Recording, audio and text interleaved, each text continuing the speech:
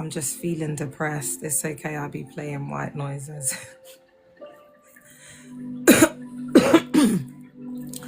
Girl, when you come out of one of these church cults, yeah, you got to do what you got to do to survive. I feel like I'm at a bit of a crossroad at the moment. You know, it's either going to go right or it's going to go left. Like,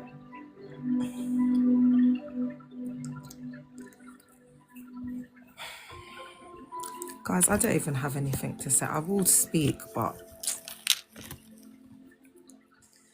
just when it's time, do you know what I mean? Like, can you not hear the relaxing music in the background? Hey, posh vibes.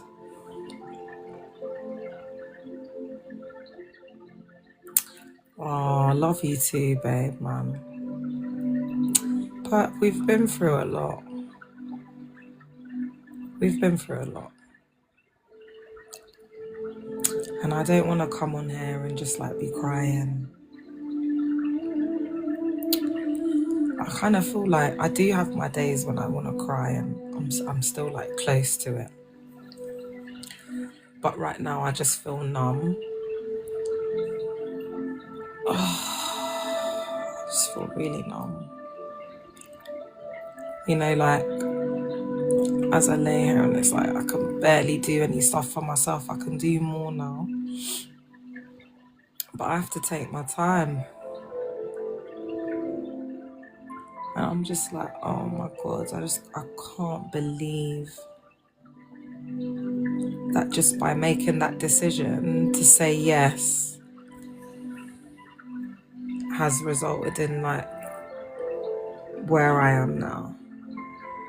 And every so often I tend to get into this loop of, you know, what would my life have been like, you know, if I didn't go to that church cult, like, you know, how. And let me, guys, if I'm being too depressing, let me know and I'll go. Because I'm happy to just work through the trauma, you know, like by myself. I don't want to bring anyone's vibration down. That's why, to be honest, when I feel like this, I do just prefer to be by myself. But there's been a lot of things that have been happening like this week, and I've just been like, oh, do you know what?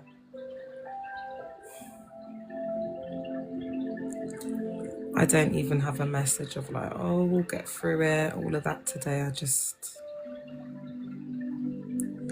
It's kind of like a, you know, I just hope for the best. Oh, thanks, babe. You know, I just have to be honest and like, I just got to be real about it, man. It's not easy. Oh, was you? How was that feeling for you, my love? This is the only thing that gets me by are these sounds. I just, you know, if it was up to me, I would have just given up a long time ago. I would have given up a long time ago. I'm telling you. If it was just based off the back of my experience, by now I would have been like, yeah, do you know what? Like, I got the content out. Like, I've done enough. But women have been eaten out of the great bowl, man. Like, I can't just like, I can't give up on us. Do you know what I mean? Like, oh, the sound of the bowls and the bells. Oh, that's so nice. Yeah, I went through a phase where I was listening to them. Is it the crystal bowls? And I still do. But there was a time when I was going in hard. I can't even lie, child. Woo! Woo, child! That takes me back, child. That was when I felt like I was going to lose my damn mind. Innit, but... child. You gonna listen to them bells, child. That you know. You go listen to them crystal singing bowls and you go get them bells out. Go, I've got a Tibetan singing bowl. Are you all right, bitch? Don't play with me, child. Child. As soon as I get some money, I've already looked at them the singing bowls. They're like the cheapest one is like like 750, innit? 750. When I saw the price of these things, my eye nearly burst, pun out of my head. I said to myself, there's a little market here. Yeah, girl. The cheapest one you could, the one, but they're beautiful though, but the cheapest one was like 750. And then it was just going up and up and up. There's some that go into the range of £100,000, like 6 figures. You get, like, you know, the ones that like, I don't want to say a name wrong, Janae Aiko's got. Those are like 6-figure, you know, the massive ones. Yeah, babe. So, sound therapy is how I've healed myself. It's been through sound frequency and healing. Thanks for the follow. I haven't even realized that I've done it. It's like a realization that I've come to. Because it's frequency in it. It's the frequency. Like, obviously you need to do all the bits that you need to do. If you know, I'm on antidepressants. I got BPD. Like, don't say that the girl on TikTok was telling you. Don't say that the girl on TikTok was telling you to do what, what's it, sound baths and alternative. Guys, you know what? Yeah, I think, because, you know, when I had my braids in, I didn't really care about the colour, yeah, and I dyed my hair this colour, and it's just, obviously I've over bleached it, but I don't care. Because, guys, do you know what guys, do you know what? Yeah, I'll just keep it real with you, yeah. Like, where I'm at right now, in this junction of my life, I don't care. I don't care. I don't care. Do you know what I mean? I ain't got no man to please. I don't want a man. I'm just being my true authentic self. Do you know what I mean? Like, how you see Leah is how you get her, bitch. Like, I'm not trying to do it. I'm just sick of it. I'm sick of it. I'm sick of the charades. I'm sick of keeping up with life. It's draining. It feels like a chore and a task. So for me, I'm just gonna be free. Do you know what I mean? I can't be bothered. I can't be asked. Do you know what I'm saying? Who said what's nice and what's not nice? If I bloody well like it. Do you know what I mean? And if I like it, I'm gonna go with it, babes. Menakir. I don't need anyone's validation. I'm sick of it. I'm just sick of this society. I'm sick of the society. I'm sick of the pressure. Do you know what I mean? I'm so sick of like where we are, like, as a society. Like, I just don't know how it's got here. And then it's like, you know, like, I think about all of these things and it's just so depression, because I'm just like, oh my God. And then we've got like this mass psychosis of like, because we're becoming more awakened. So it's like the mass psychosis is like all of these, you know, like the people in these settings that we've come out of. And it's like figuring out like, okay, like, where do we go from here? I don't know. I'm just thinking aloud. You know, like when you're at this stage where you're just like, I'm just like, I can't lose it. Like, for the sake of my kids. That's the only reason why I don't lose it, honestly. Like, if I didn't have them kids, chair, oh my God, I just, I just want to be on my little scooter, because, now obviously my mobility is not as it is with my afro hair, my little daisies, on my little scooter with my music, just riding down the road. Like, I just want the quiet life. I just want the quiet life. Just want to be me, bitch. Like, are you all right? I just feel like so much has happened in the space of like 2 weeks, where it's just like,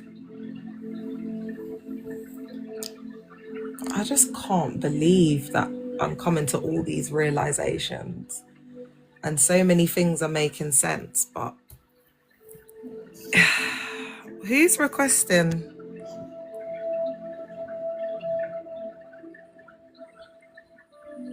Oh, thanks, babe.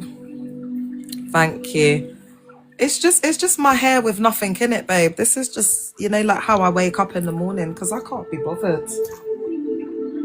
Like, in all truth, like, how much gal that's having chat for me has got hair upon their head, do you know what I mean? And the aunties can't even come and have chat for me, because these are the wigs that you buy, babe, and it's not even this quality. You know what I mean? Just got them things sitting on your head looking like an idiot. Like, they still don't have no chat for me, even when I've just got the natural hair. They still ain't got, like, they ain't got no chat for me, not even on their best day. Are you all right? Like, And do you know why no one's got any chat for me? Because even though I've over bleached my hair, yeah, and it's all different colors and whatever, I've just said to myself, like, I love myself, so I'm gonna love it. What, like, the hairs on my head, like, I'm the hairs on my head. I'm disabled. I can't leave the yard. What am I gonna do? Am I gonna sit here and be like, oh my god, I've over bleached my hair, it looks a mess? I saw a girl with a similar color hair. Well, her one was a bit worse than mine. I'm not gonna lie. Yeah, because I'm not gonna lie, yeah. If I put glaze in this, I'm gonna be all right. You know, let's keep it real. But this one, yeah, there's a bit of the color in it where it looks a bit like yellowy. Yeah, you see, like, that's how her hair was all throughout. Yeah, she was like, oh my god, that's some American girl. Can't believe what I've done, man. It just looks so bad. And I'm like, why are you on there doing the most? Like, just own it. Just like, you've done that to your hair now, just own it. But do you know what? I don't care about the male gaze, nor do I care about male validation. Oh my god, you know, when them women, I just used to see them women, like, but don't get it twisted though. I'm not going to be looking at MESS. Like, if I was going out, you know, I'd look like a fashionista. I'd blow this out, or maybe just like define the curls a bit and have big huge earrings and big huge accessories, so it's giving rich auntie. Do you know what I mean? I'd never walk out my house looking a mess. Not a day in my life. Let me keep it real. But what was I saying? I don't even know what I was saying to Ross. Oh yeah, because I don't care about the male gaze. But you know, when you get to that point, that's why they say that life starts at 40. Because when you get to this phase, like, you really don't care. Like, we're not caring, you know. We're not caring about the man them. Like, you not in your 20s, you still care about the man them. Like,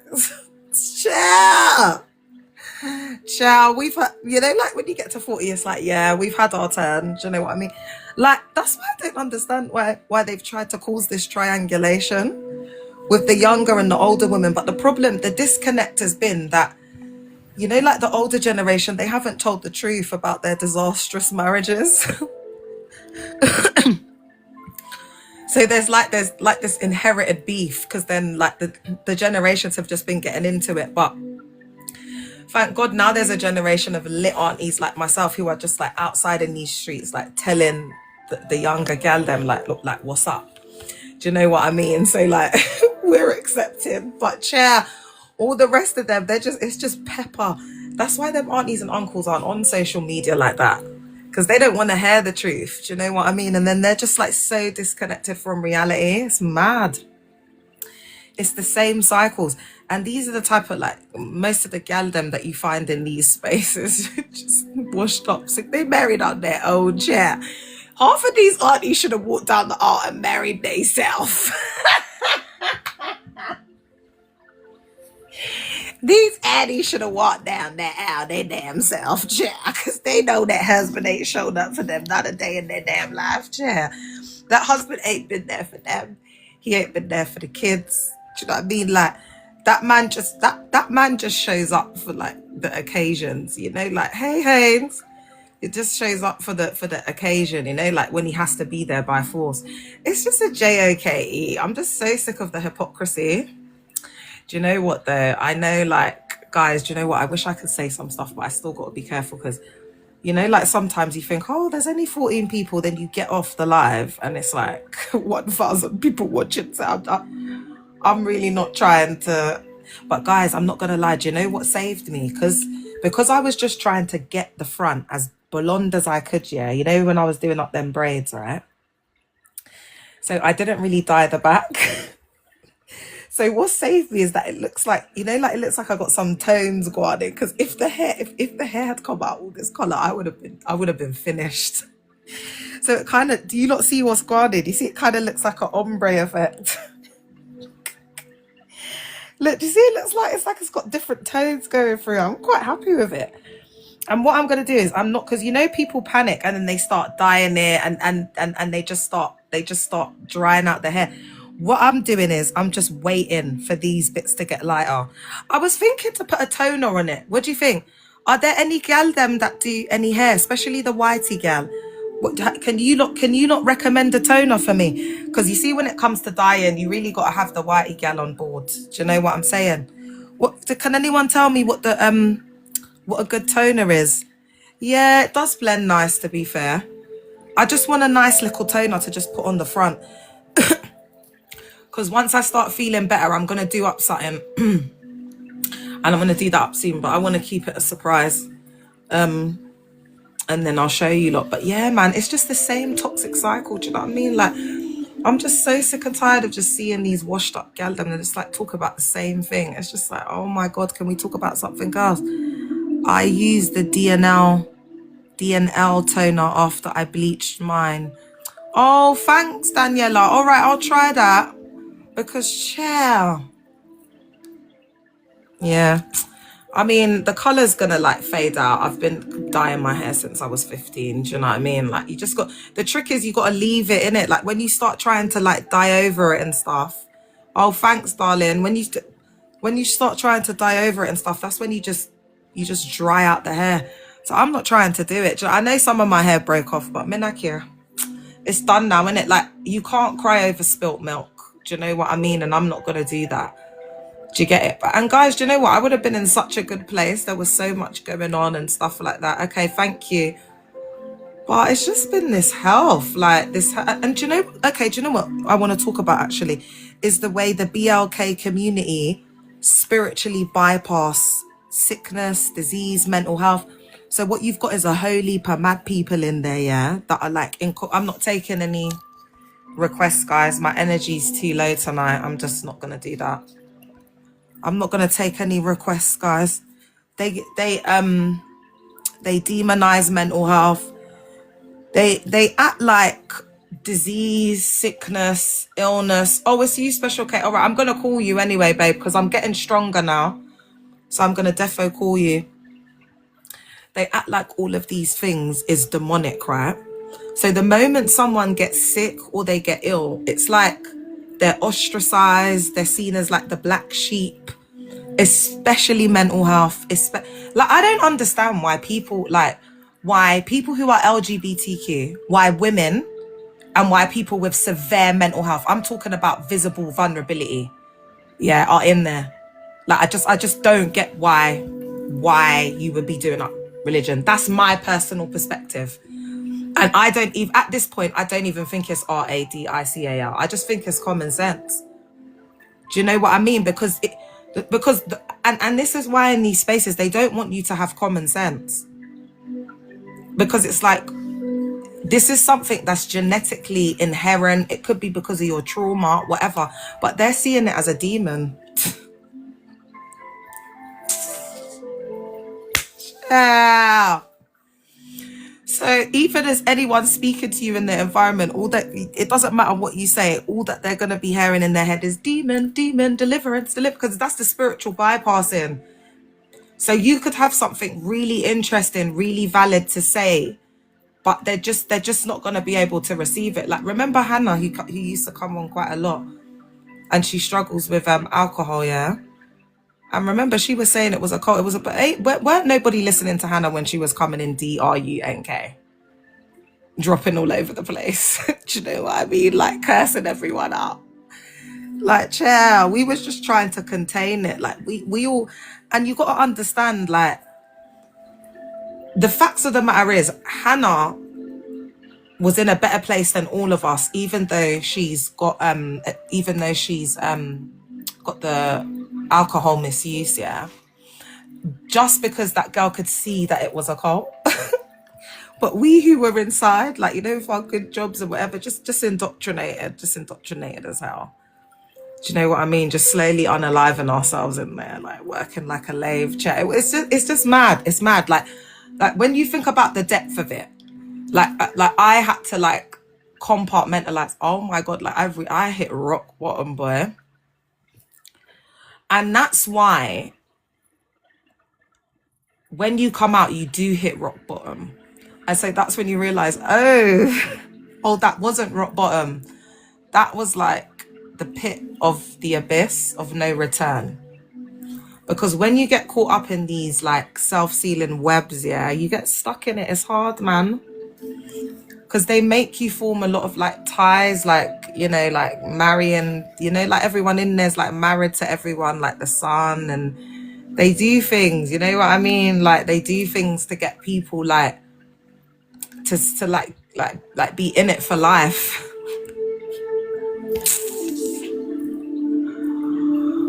Oh my God. You know, some days when I think back, I just think to myself, oh, you know, how didn't I see the signs? But how could I have seen the signs? How could I have seen? Do you know what I mean? Like when you get recruited into these places, yeah, you're just a little baby. That's the reality. You're just a little baby. Do you know what I feel like doing, guys, though, is doing up Khalees. You know, like dyeing it pink, putting pink over. I've been thinking about that. I hate you so much right now. Ah. I might just buy some pink dye, chair, and put some pink dye in it, mate. Do you know, guys, I'm just on my, era. Do you know what I mean? Like, that's the thing. I just don't care. Do you know what I mean? Like, guys, I know I'm talking about a lot of different things, yeah, because I've just had the most difficult couple of days of my life. I know I always say that, but literally, oh my God. And that's the thing, like when you come out, you think, oh my God, like you've had difficult times, but you got to remember you were totally disassociated. Like when you should have been going through the motions and showing the emotions and sitting with it and, you know, feeling like maybe if it's the anxiety of it or this or that, you was just in the church cult. And by the time you've got the outcome, so it's either praise God or, oh, that happened for a reason, God has redirected my steps. You know, it's just like, it's just a load of human fecal matter. If they get the outcome, yes, the Lord has answered my prayer. If it's not the outcome, oh, God has saved me. I know that the enemy set me up to fail. And then when they get in there, you know, like something might happen and then they were like, oh yeah. And you know, when I first didn't get the first opportunity, I was so disappointed, but God is so good. Now my manager comes to church. He's right here with me.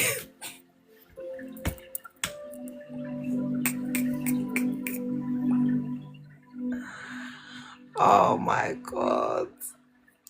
As a result of me being able to stay at home, because the other opportunity would have meant that I would have had to travel an hour away. Me and my mum's relationship has become so good and she's here with me, you know. And these times, like, you're just like, oh, you're not looking at the fact that everyone here has visible vulnerabilities. Like the mum is very vulnerable at this point. Yeah. So it's just giving pred and PDF, you know, like that's why I'm saying to people, like, open your eyes and look at what's around you, chair. And as the more like these spaces are getting like exposed, like the less, I'm just gonna keep it real, guys. I've got to keep it real. The less creme de la creme people you're gonna see in there. Do you know what I mean? It's gonna be more people with visible vulnerabilities. So what that does, because it's a business, Salade in the cut, because it's a business, it's like they thrive off the recruitment, like different people being there. So like YT's been there, so people won't feel out of place. Then they got like, you know, each cult's got like their celeb, like their Z list. It might be influencer people or whatever. Some business people, like the mandem of the church cult, you know, the NERDSs. The GMs, the church GM boys. Chair, no, come on, let me stop. See, I chat too much and then I forget, man. What was I saying about the different characters in the church cult? It's just the MESS. It's just the MESS. It's just the MESS. So, oh yeah, that's what I say. So you got to look around. Do you know what I mean? And you got to see this the certain people that are in there, because it's a business. So they're not going to be able to attract them creme de la creme people anymore. It's just going to be like, it's going to just be people with a lot of issues, like clear vulnerable visibilities. And that's when people start doing crazy things, you know, like just sleeping in there. So it becomes like difficult to manage, because they can't operate the way that they used to operate. And then it just becomes like, you know, like they spend more time trying to like damage control and retain what they have. Is what I'm saying making sense? So that's the transition that they're going through now, because even if they're, because I think a lot of the news that they've been putting out there, a lot of, like, you can't trust the media, like it's propaganda, we know that already, like it's so, mate, like, because if we were going off just like, you know, like the media, oh my God, we'd think we were living in another world. Oh guys, I need to go, let me see if I can get a little snack. it takes me so, guys, when I tell you, yeah, like, see, when you're living with disability, yeah, especially when the cult did it to me, I've just had enough. I just, like, seriously, like, but do you know what, yeah, it's just, you see these guys, and this is why I'm saying, like, people shouldn't be saying to me, like, oh, Leah, like, and the divorced women, like, you're so upset, you know, you don't have a man, like, we're the ones with a man, like, do you know how many man them would come and gladly blow out my back right now? Right now. Hair's not brushed or combed. They don't know if I've brushed my teeth this morning. They don't know if I've washed my coochie. They don't know if my coochie's clean. They don't know anything. They don't even care, like, if the gal's got hygiene, her pum-pum's coochie. They don't care. Nasty, dirty boy. They don't care. They'll come same way.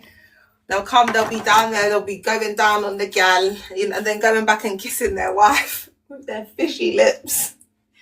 You know, most of these wives, yeah, they've just been kissing coochie the whole time. Ooh, what should I have? Should I do up a little bit of cereal? I still think I can rock it though, Minakir. Yeah, but curvy vibes, you know, it's just the truth. God, don't act like you don't know. God, don't act like you don't know. That's why I'm just like sitting here. I'm just like, bitch, like, I know my life. My life's been altered and it's never going to be the same. But it doesn't matter because I don't leave my house. I don't leave the yard. Do you know what I'm saying? The only time I was able to leave the yard before and go to like the little trips and whatever, I just can't do that now. But that's fine. I don't care. I don't want to be outside with human beings anyway. I'm an Aquarius.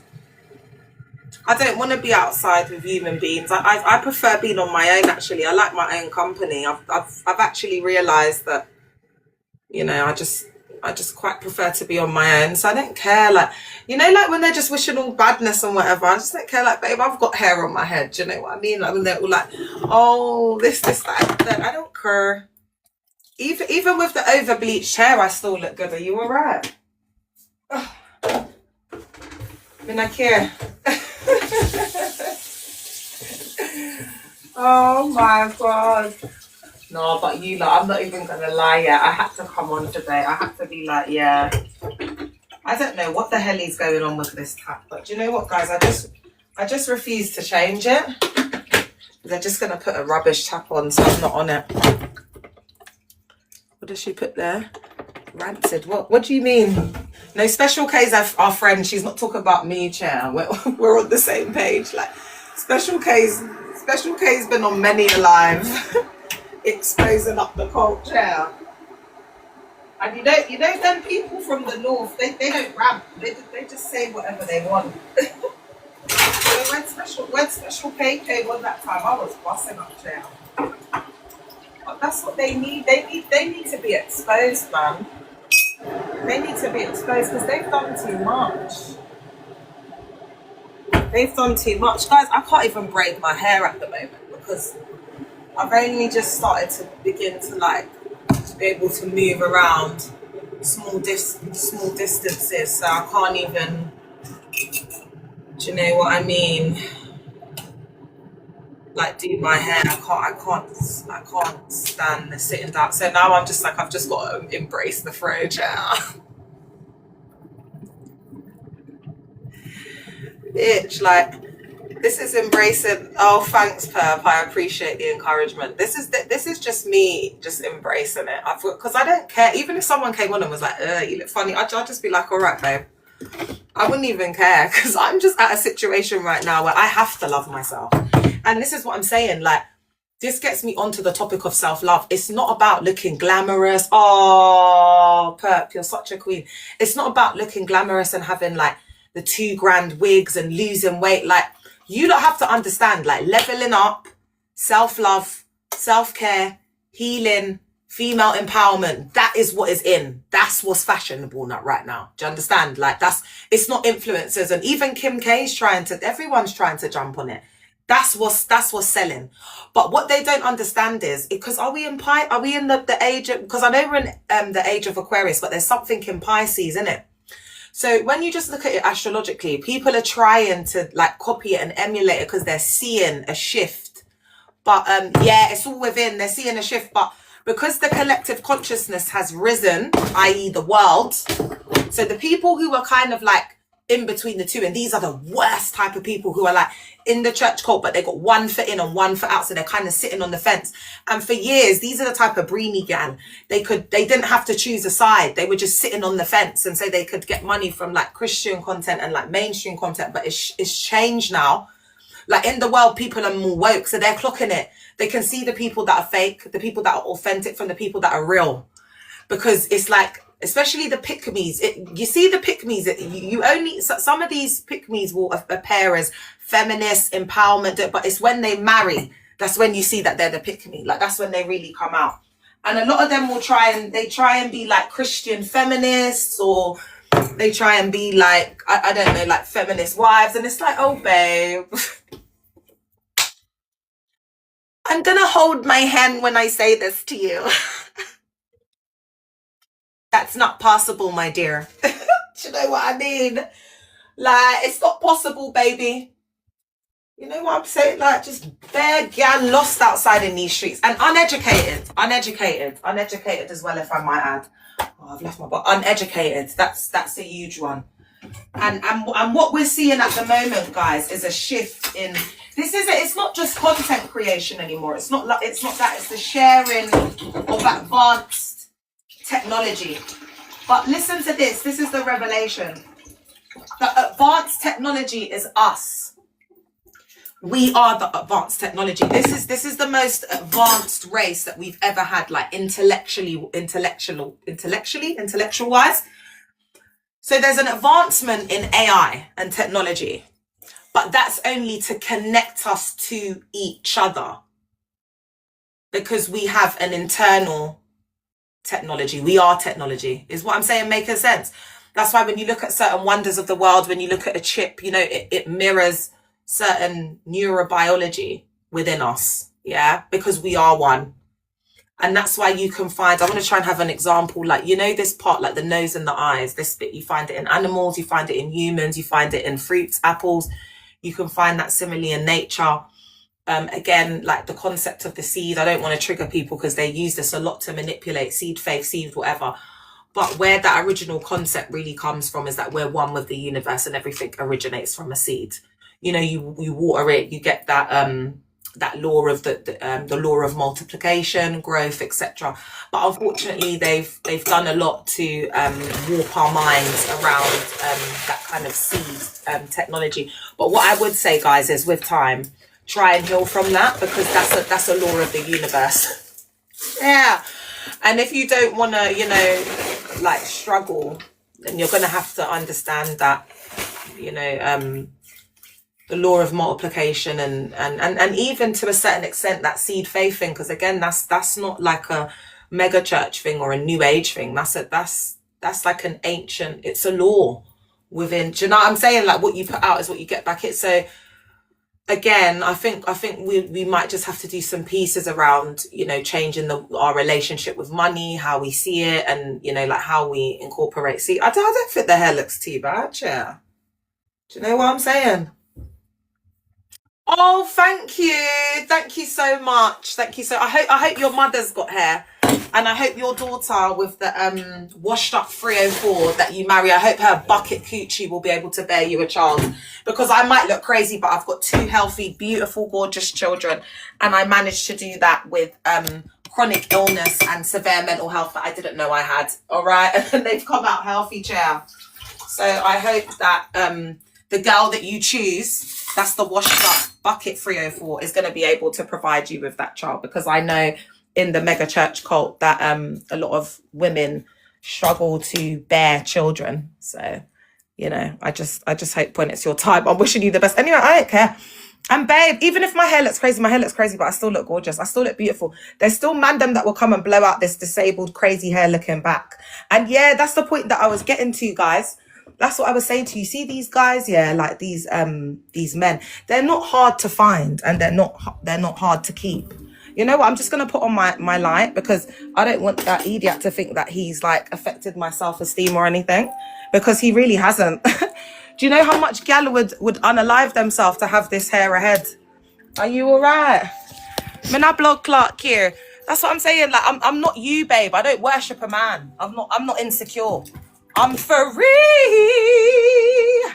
I'm free, baby. I'm free, bitch. I'm not held down by, you know, like, all of the religion and, you lot, I left the milk downstairs like an idiot. God, I can't even be going down the stairs like this, man. I'm so disappointed in myself. Yeah, so that's what I was saying. You see, like, as my hair's like this, do you know what I'm saying? Like, as I said, these man them don't know if I've bathed myself. They don't know if I've brushed my teeth. They don't know if my coochie's clean. Do you get what I'm saying? And that's the thing about these guys. Like, when it comes to girls, especially a beautiful lady, they just go with their animal instinct. Do you know what I mean? Like, these guys are dirty. Do you know what I'm saying? These guys are dirty. These guys will be sleeping with 304s with nothing on. And then going and, like, the same night, going and doing the same thing with their wives. Oh, thanks, Ella. Ella, I'm not going to lie, yeah. I was saying I'm contemplating dyeing it pink. Because every time I got hair and dyeing my hair, I'm like, I hate you so much. And that's why when that, like, guy's coming and he's like, oh, crazy, I'm just like, oh, babe, whatever, my love. The rich whitey man loved this eccentric look with this hair, with my big jewelry, walking around. Oh my God, are you stupid? Are you crazy? Do you know, they love this. They love this, darling. They love this. Do you know what I mean? Like the whitey guys love a natural hair baddie. But you know, all of it, you know, it's just all young little boys from the ghetto. Young little boys from the hood, chair. I don't expect you to understand this, baby. This is for the older men, the men with money, my love. Oh wait, hold on. Oh God, where's my honey? Ah, you lot. Oh, it's there, thank God. Because I was thinking, don't pee me off. Do you know what I mean? This honey cost me $2.69, chair. Do you know what I mean? It's like, where do you think you're gonna go? Sorry guys, it takes me a while to get up these stairs. This is the chronicles of life in my disabled life. Because you know what? Can you see how out of breath I am just going up my stairs? No man, this cult did me dirty. I can't even lie to you lot, man. They did me so dirty. But it's all right. You get me? It's all right because you reap what you sow. I don't care. And you know what? That's the thing. Like, ladies, you got to love yourself, man. Not the loving yourself that they're talking about. Like, it's not about makeup and leveling up, and it's not actually about that. Do you know what I mean? It's about loving yourself. It's about loving yourself through it all. One sec, guys. Let me just do my... Oh, I've got a fridge up here. This is life. Like, this is what I'm saying. Like, they, you know, like, they've got so many kids in this cult. Like, that's what I'm saying. Like, little boy. You know, like, when you get to my age, you know, you're happy about your frigging getting a Henry Hoover or a Dyson cordless cordless vacuum chair. Do you know what I'm saying? Like, these are the things that we're interested in, baby. A new washing machine, a new fridge. You lot are just like begging your mum for a PlayStation for Christmas this year. I'm gonna care about your little comment. These guys are young, Jill. They're young. And do you know who I feel it for the most is some members that are in the epicenter of Ghana. You know, that's the epicenter. Because, a special case that I'm telling you. Because I out there. It's not like they don't have access to, like, you know, free education. You know, it's that, like, all they've got is DAG.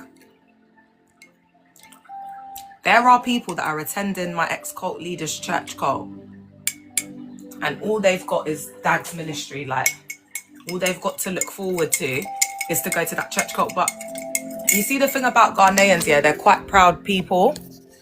So they just want to believe, like, this delusion, like, oh, the country's so perfect, it's this, it's that. But in reality, you know, the disparity between poverty and wealth is just like all the other countries in Africa. Do you know what I mean? So the advantage and the reason why everybody wants to leave is not because the country's not beautiful, this, that, and the third, but it's because of the opportunities,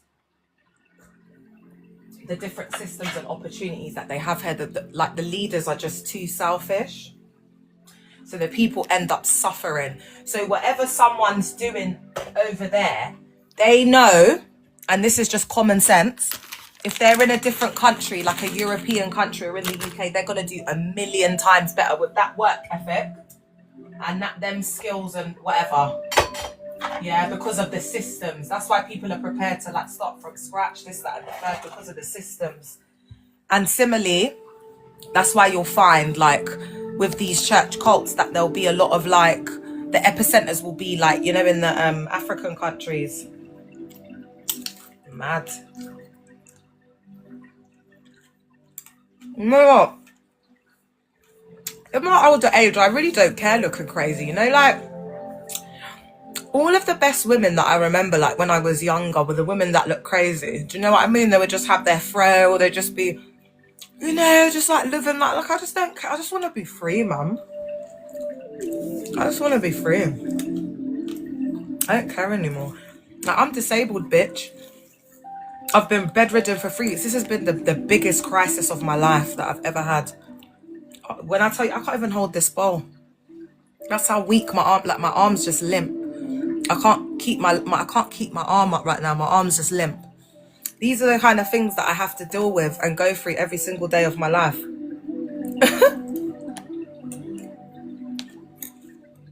I don't think I'm doing too bad for an almost 40, chronically ill, disabled female with BPD and CPTSD jail. You know what I mean? And that's the thing, you know, these people, they're EVIL. Thanks, babe. They're EVIL, and especially those people of the settings that we've come out of. Guys, and you lot know I come from a history with GANGs, GMs, but never have I seen more wicked EVIL people than the people them that attend a Sunday service. That's a different level.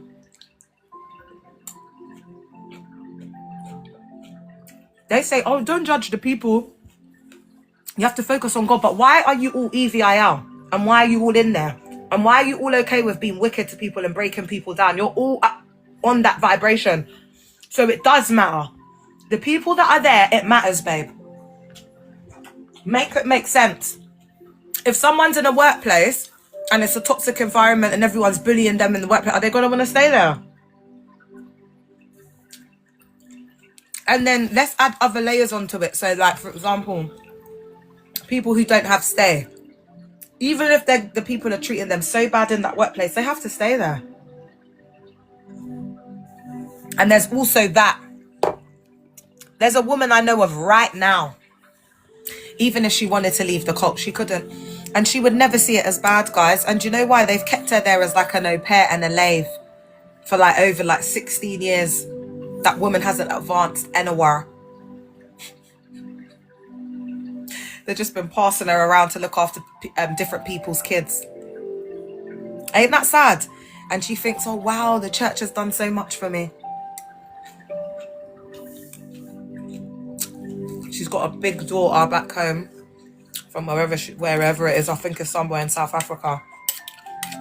But I like her, man, so I wouldn't snitch on her. That's what I'm saying. I don't have an evil heart.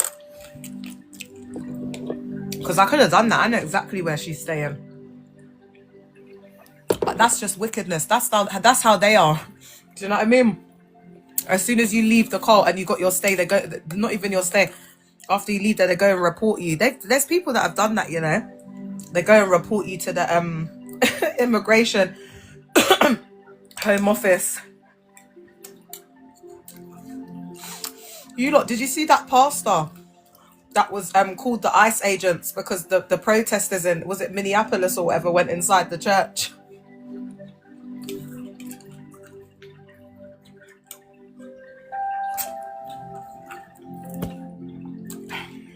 I'm just like, all of this stuff that's happening, I feel like it's just exposing these institutions. Do you know what I mean? It's just for us to wake up and just see, because I'm just like, in this age, like, how can you not see the truth? Like, it's staring right back at you, babe.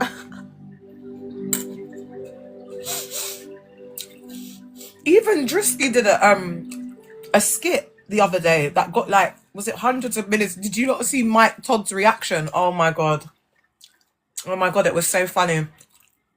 Mike Todd was like, you know, I saw Drisky's what did he say, his skit? He said, you know, it got a few 100 million views. You know, these pastors, they're all the same. They're all the bloody same. It doesn't matter whether they're in America, Nicaragua, you know, Colombia, I don't know, England, Madagascar. It doesn't matter where they are. It's like they've all got the same blueprint. They all act and behave the same. It's just like slightly different. But Mike Todd was so pressed. But he was trying to move like he weren't pressed. But that's what I'm saying. Like, before, something like that would have worked. But now, in this day and age, everyone's just so woke. We're reading body language. We're not just listening to the words that people are speaking anymore. And also, people are going with the, hey, Kiko. People are also going with the, I'm not sure about that. You know what I mean? Like, most of these pastors, they're just full of human fecal matter. Full of absolute human fecal matter. They just tell lies. They just tell lies. And the gal them in there are so insecure. This is why no one can have any chat for me. They can't step to me. Because I love myself. Like them gal them, they don't love themselves. They don't want to come toe to toe with me. They don't want to come toe to toe with me. They don't want none of this, babes. They don't want none of this. These gal them know what I'm on. Especially the fake influencers who try and act like, you know, they didn't come from the slums. Oh, please. You came from more of the hood than me, babe. Do you know what I mean? I come from the hood and not in Hill Gate. I come from Grove, baby. I'm an uptown girl.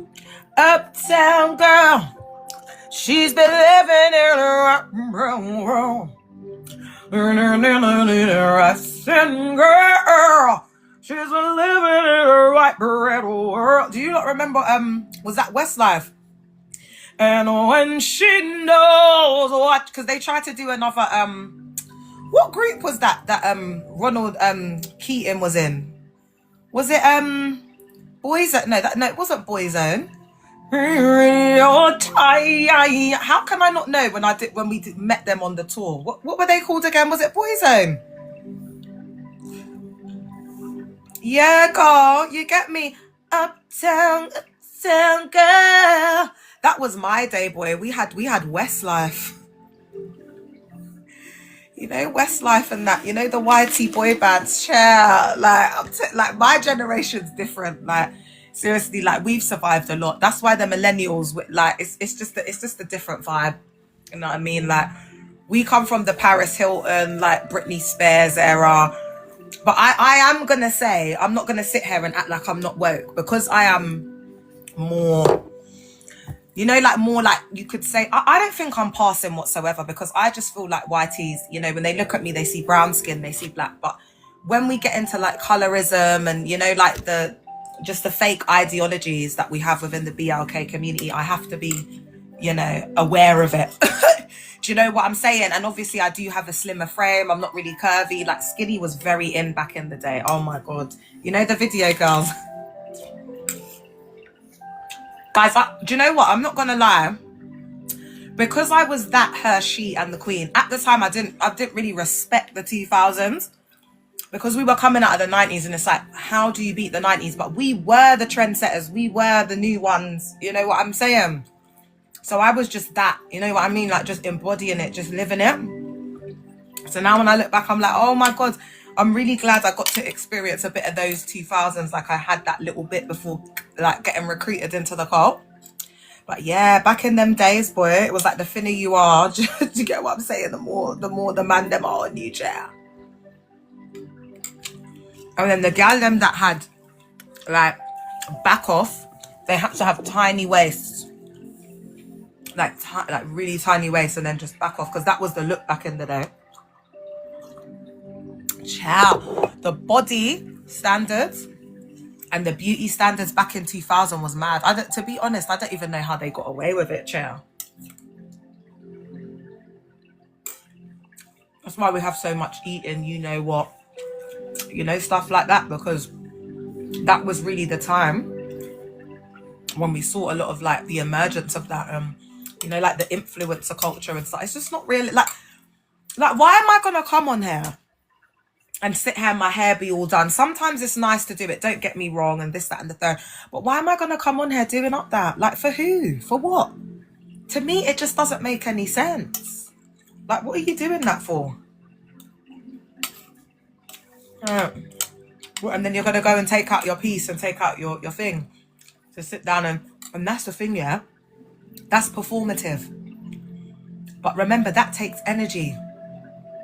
And this is why we're saying that these are the kind of things that drain you out when you're in there. Because sometimes you just want to go to church in, you know, some joggers, like, just feel free. No, you have to be in this uniform. You have to be there at 7. Sometimes you don't want to be there from the prayers. Why?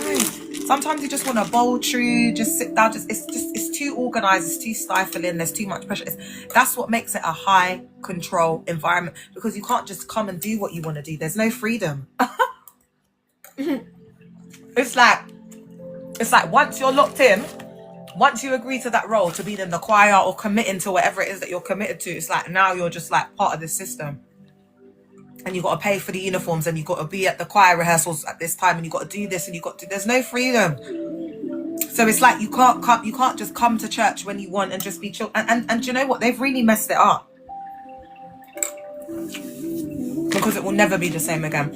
Even if they did a reformation, me personally, I wouldn't want my kids to be going.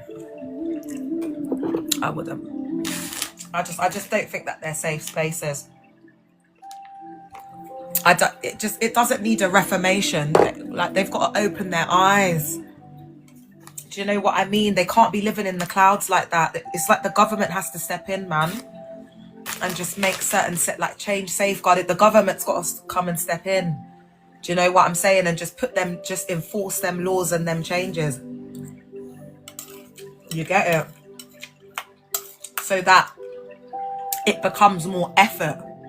Like, because if they change the tax things, and it makes it more difficult, because it's not about changing the law to recognise coercive. It ain't about that, yeah. You got to hit them where it hurts, the money. That's why what I've done has been successful. So when it comes to the legislative side of things, I'm just going to go with that same strategy. Do you know what I'm saying? I'm really interested in there being like, I don't want to say this, like a universal hub of, you know, like performance reviewing and inspection. So you might recognize this as Ofsted, yeah, for schools. But I think I don't think it needs to be as rigorous as that. I think it needs to be somewhere in between, you know, the way that it's done in youth work and the way that it's done in education. You know, and I'd be happy to help, you know, the government, you know, I'd be happy to consult them and help them to look at what that framework and model looks like. Your girl will do it, don't worry. And they gonna take me with my hair like this because they love the, you know, the authenticity. Like, do you get what I'm saying? They love the having the lady like me, you know, the little multicultural difference, because I know how to play the game, I know how to speak, and I'm eloquent. So they're gonna have my crazy hair over your cheap wig unit any day, my love. What was I saying, guys?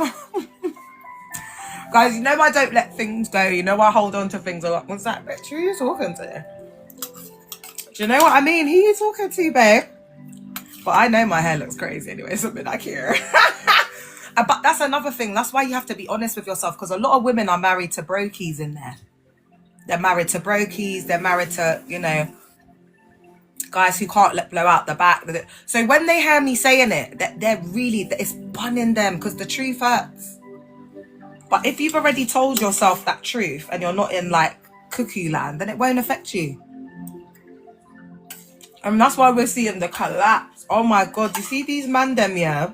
Remember I told you, the man them in these spaces, they're feminine. Oh my God. They're like, yeah.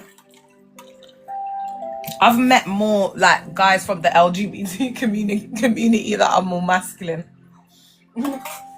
Guys, I swear to God, I'm not even saying that to try and be funny and whatnot. That is the truth. That is the truth, chair. That is the truth. Them man them up in there are femme. You lot, what are you telling me? That's I'm not gonna lie. That's one of the first things that I realized. That's one of the first things that I realized when I come out of there. Yeah. The men are very feminine, and to be honest, that's why I think that there's more masculine pick-me's in the church cult than there are feminine women. Feminine women can't do religion. Feminine women, they like the soft life. Do you know what I mean? Like just living life, like just getting treated. That's why there's no feminine women in the church cult. That's why the church cult, they look like stone. They're all ruled by the man. It's all matriarchy. There's no, where's the femininity? Where's the welcoming? Do you know what I mean? Like, oh, I'm here. You know, there's none of that. Absolutely none of that. It's just masculinity. Do I still look crazy now? I've just put the crazy hair up in the bun. Is it still looking crazy? It's still looking crazy. No grease. I haven't done anything. Just put it up in a little bun. You wish you could do that, my darling, but you can't. Unfortunately, you'd have to get out the hairdryer and all sorts and do all, you know, bits and pieces. You know, all bed knobs and broomsticks. All different types of stages and steps. So you want to come and have some chat for me, babe? No, child, we ain't gonna do that tonight. We ain't gonna do that. No, we're not gonna do that. But I'm not gonna lie, guys. I've got traction alopecia on both sides there. But I'm not here. But do you know what, guys? When I dyed this bit, I was crying on the phone to my mum. I said, Mum, it's made me look bald. It's making me look like a man that's wearing a toupee. But even as the hair's growing out, but this is where I've got the worst traction alopecia is hair. But you know, as it's growing out, I like it. Because all them gal them that wear the wigs, that's what they do with their wigs, isn't it? They keep the front bit a bit darker. So hopefully once I get a bit stronger and I'm able to style up my hair, I think I can make this look bad. But this is a proper young person style, isn't it? I was like, oh my God. This is giving like, you know, 15, like, you know, when I used to do the box style, 15 chair. Guys, I remember the first time I dyed my hair, and I made such a mess. Like my mum and my nan had to pay all this money to take me to this hair, because you know I don't live in like, it's not like the hairdressers are expensive because it's got bougie places. Like we don't really have, unless you're going like, that's why we'd have to go like Harlesden or whatever. But it was like literally I'd done it one night and I was like, nah. And we had to go to the closest place, and it was crazy, guys. My hair was just, I can't even tell you what color it is, guys. It was so bad. Oh my God, it was similar to this, but you know what saves me is that I kept I only put a little bit, so it's giving like two-tone, you know, like I'm trying to do a ting, like I'm trying to do a flex. That's what saved me. Oh my God, do you know what I'm saying? Because I only had one box of dye, so I said, do you know what, I've dyed my hair long enough to know this is just gonna come out like that crazy cheap blonde. I just knew that. But I was like, because I put the extensions, you know, the braids of it, I just thought the lighter I get it, the better from the root. And it did come out really, really light. I was happy with it with the extensions. But guys, what I did was I put more at the front and less at the back. And guys, I'm not even going to lie to you. I'm so glad that I did that. And you know what? I would recommend that, you know, when you're going for lighter tones, like even if you do it in the hairdressers, you know, if like, because you know with black girls, you know, it just mashes up our hair.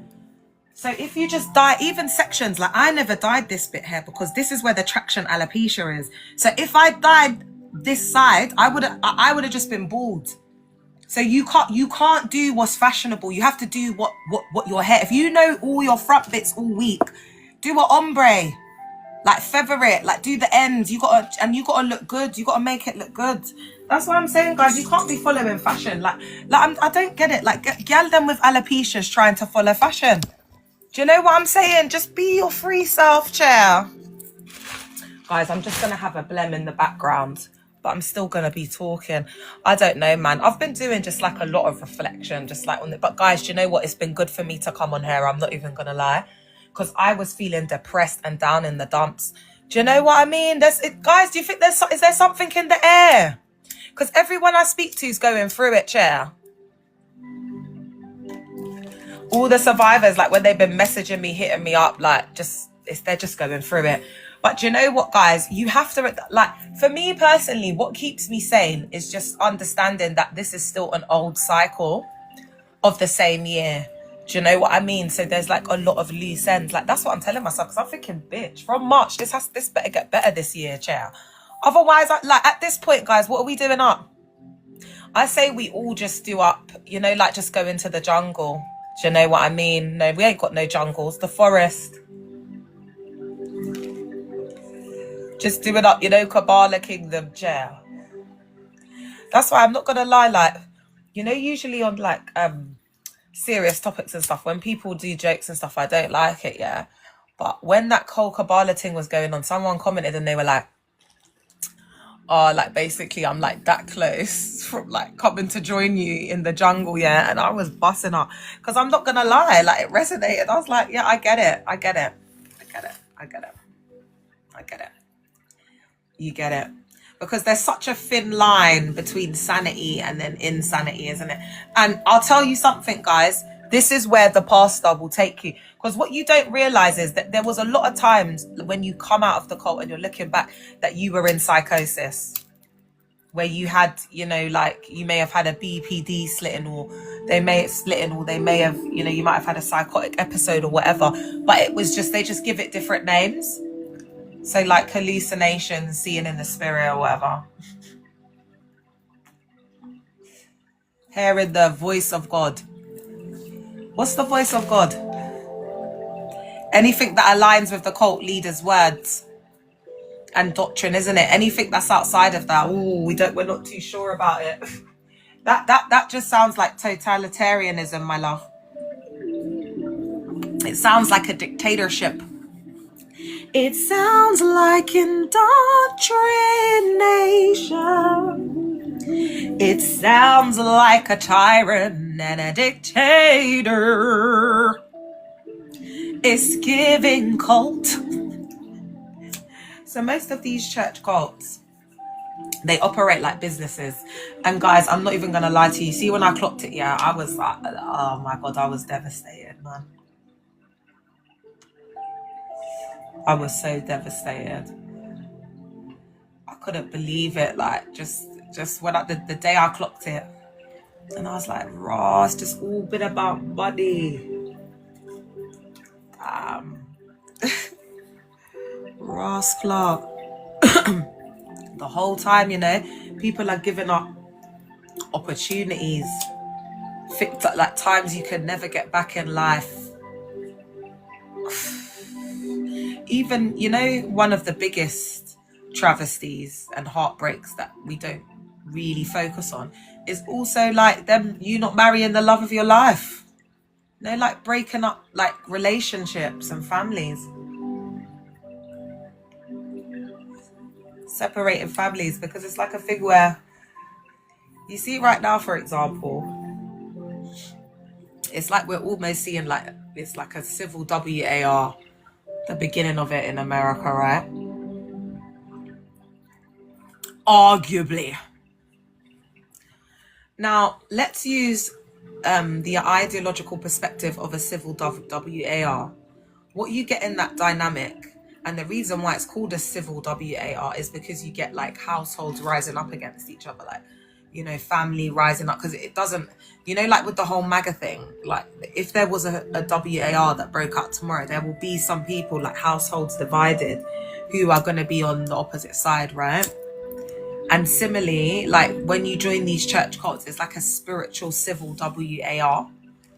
That is the lens in which we see life out of.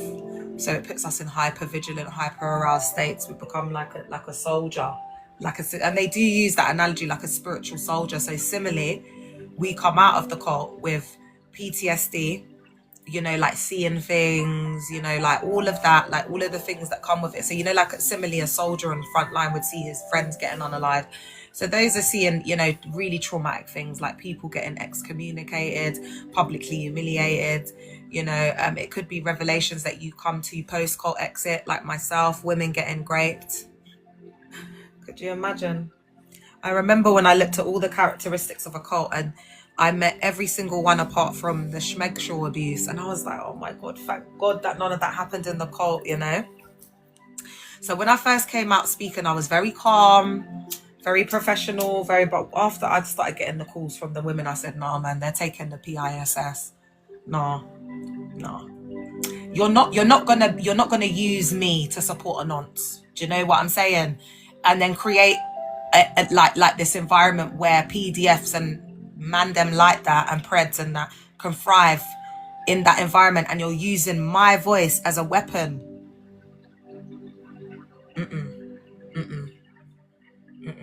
Like, it's not even betrayal. It's just, you just took the piss out of my life. That's all you did. Do you get what I'm saying? And that's okay. That's okay. That's absolutely fine. But if you think a day's going to go by that I'm not going to come on this internet and be talking about what you did to me, you got me. But because I am going to be coming on here and talking, come rain or shine, chair.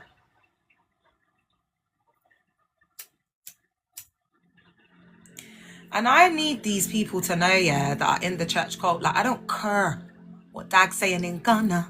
I don't care. Because God is the sustainer of my life. I don't care about what a man has to say, bruv. So even with all my illness and whatever, like, it's all God.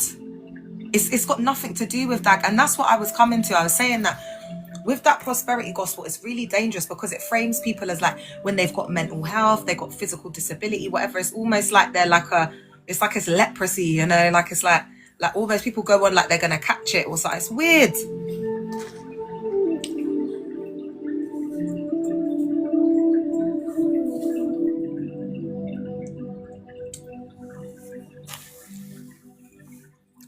And that's their main, like, bread and butter when it comes to, like, their business, yeah?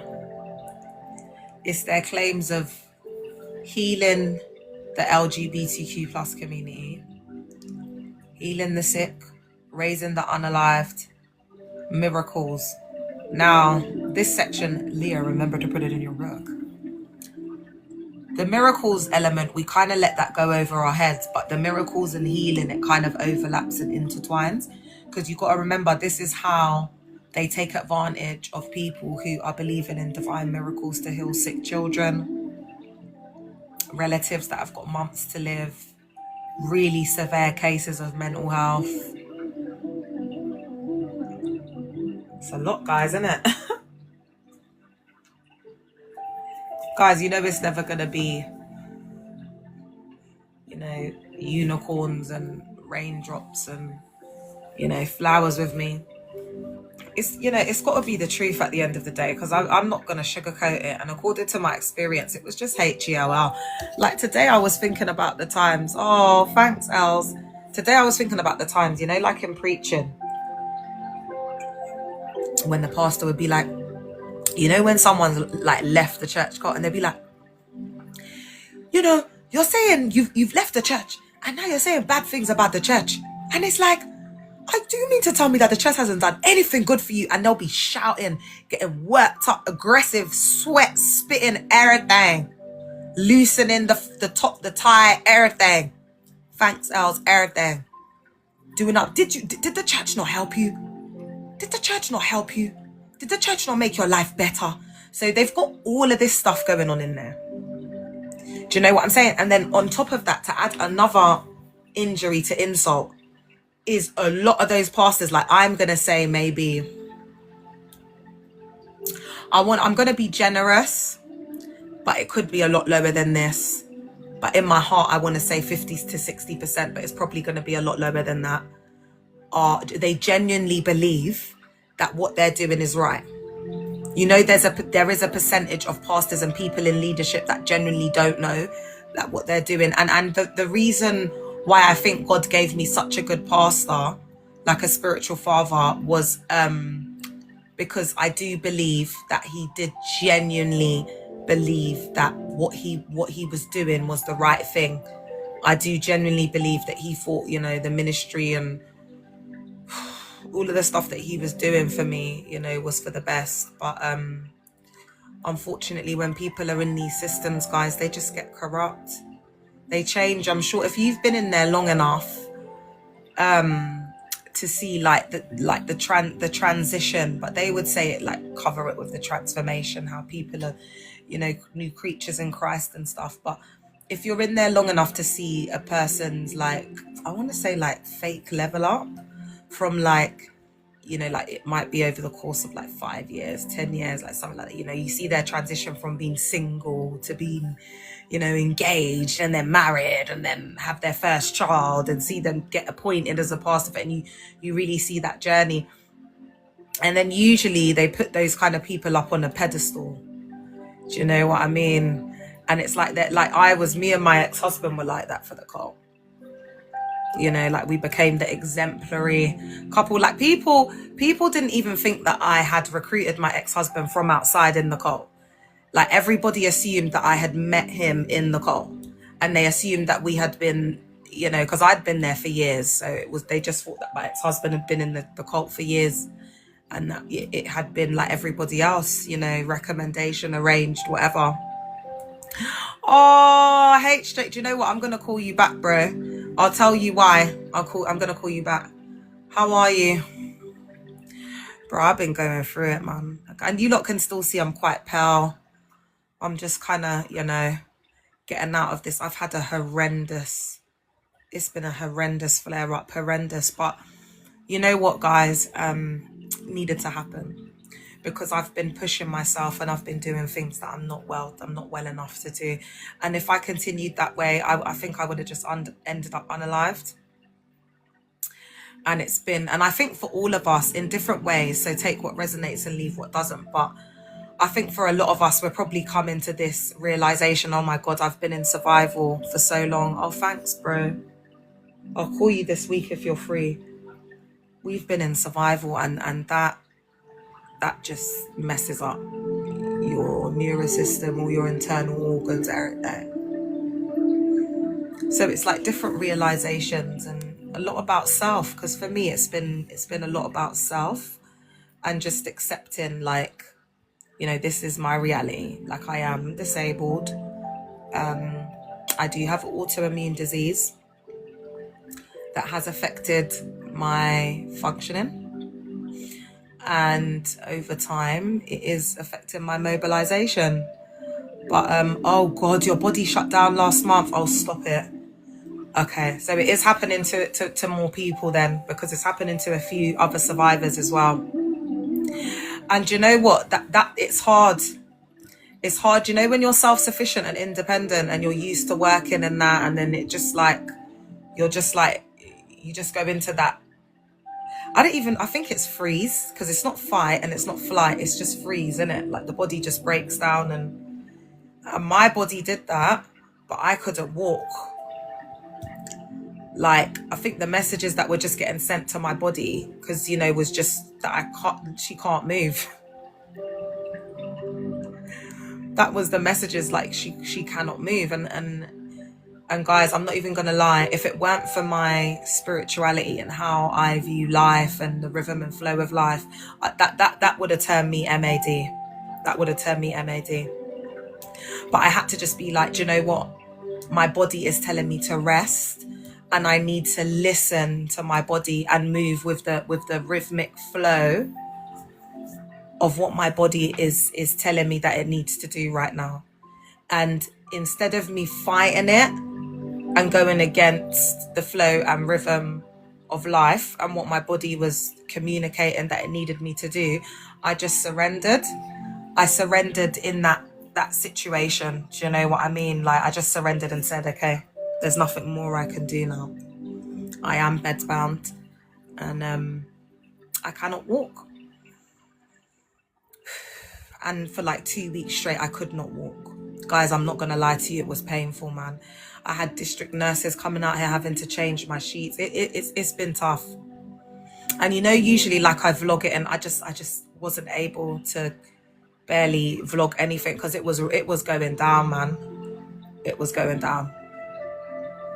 My legs felt heavy and apparently that was due to low blood pressure and lack of iron. Oh, yeah. So you probably need to get like top up on those vitamins. And that's the thing, like a lot of the time it is, you know, like vitamins are important as well. But, you know, it's just stress. And ultimately, you know, I think what it's about is having things or putting things in place. So when those stressful events arise, you're able to have an inner peace. And that's why the peace that surpasses all understanding is internal. It's not like when they lay hands on you and declare peace. Nobody can give you peace. It's an internal state of mind. So your whole world is collapsing around you, but you can just be like in Zen. And that's why, like, at some point this year, like when I've got my projects out of the way, I want to kind of look into, you know, like Buddhism around like meditation and stillness. And then I think I want to look into Hinduism a little bit around philosophy. Because I think with those two particular religions, I feel like, I think that there's like hidden wisdom and knowledge within that. Because really, like, as I'm getting older, I just want to get into that balanced kind of Zen, very yin and yang. Because I think that's kind of like the secret to just, because I don't particularly want a long life as such. Do I want peace whilst I'm here? Like internal peace? Yes. So that's why I want to do that and have those, you know, those practices. But, you know, life is a roller coaster and stress is inevitable. You know, they can fake it till they make it in those spaces, but they're just suppressing the emotions. And we know that over time, it just becomes worse. That's why a lot of the time they're just in hospital. You know, like the pastor would just be in hospital from nowhere. Like he's just fighting for his life. And then he comes and gives his testimony. But like, you're in the church 24 hours a day. Like, you're not eating properly. You're not sleeping properly. And the thing is with, not all of them, but a lot of the majority of these pastors, yeah, they're like breaking their back for these so-called ministries. That's why at a point they believe that, you know, they should be able to retire and just be cool. And that's why I think the timing is also very telling of when God's done this, because it's like a lot of these pastors and stuff, they would just be going into like retirement now and like setting things up for like, you know, the next generation, you know, the next heir to the throne, like with Dag Joshua. But because of the way that I've come in the cut and other people are sharing their stories and stuff, it's just not going to happen like that. It's not going to happen. And then you got people like David Antry that would have been on that. Because, guys, you got to remember, because it's a business, they could literally go to, you know, like financial people, and they can look at their finances and accounts and say, oh, the trajectory for the next 3 years looks like this. So you can invest in A, B, C, and D. We'll do this. Because it's all business. It's all business. So this is why they're pressed. Because they got mortgages that are lasting for this long. They've got their little investments. Don't ever get it twisted. In their back home country, their investments and all the stuff. They got listen, when I tell you, and these mogs, they get greedy. So what God was really saying to me in the beginning was, you got to hit them where it hurts. It's their pockets and their attendants. And at that time, guys, I didn't know nothing about like cult characteristics that deep to know that recruitment's the lifeblood and this and that. But I knew, oh, okay, you want to thief my money, because I was financially exploited. And I'm not going to lie, in the beginning, it was, I wouldn't say it was revenge, but it was a bit of like, oh, okay, you want to take my money. All right, then I'm going to impact and affect your income. But as the time went on, I realized, oh my God, this is actually a good tactic, because like, if they're not getting in the money, you're going to start to see that their heart is not really with the ministry. So for example, my cult leader, since like they're not getting that income, because remember, they just build all of these churches for show. That's why Dag does it. Do you know what I mean? Because it's like they're getting all of that income, so it's like they've got to show what they're doing with the money, like they're doing stuff. But when the income, they start to get that dip in the income, they can't just be like building these churches for nothing. But Dag, apparently he's still got projects going on, but he can't just cease the projects, because then it's going to look like, do you know what I mean? And another thing with narcissists as well is, like, they will move and go more with the ego and like the pride realm, you know, like that patriarchal realm, than like common sense. Because when they're in the midst of like this narcissistic injury and this like, I call it like this narcissistic psychosis bubble, you know, they can't see clearly. It's like this narcissistic rage, and they just make these decisions basically to like show that they've still got the power, they've still got the money, they've still got the whatever. So decisions made in that state of narcissistic rage, you know, is another reason why a lot of these empires are crumbling. Because as you know, with Joel Osteen, it's like he's filling that auditorium half the size now. Apparently they're in loads of debt. I know with Dag's Ministries, what he's doing is he's just leaving all of those small churches that are just in the villages, like in desolate parts of Africa.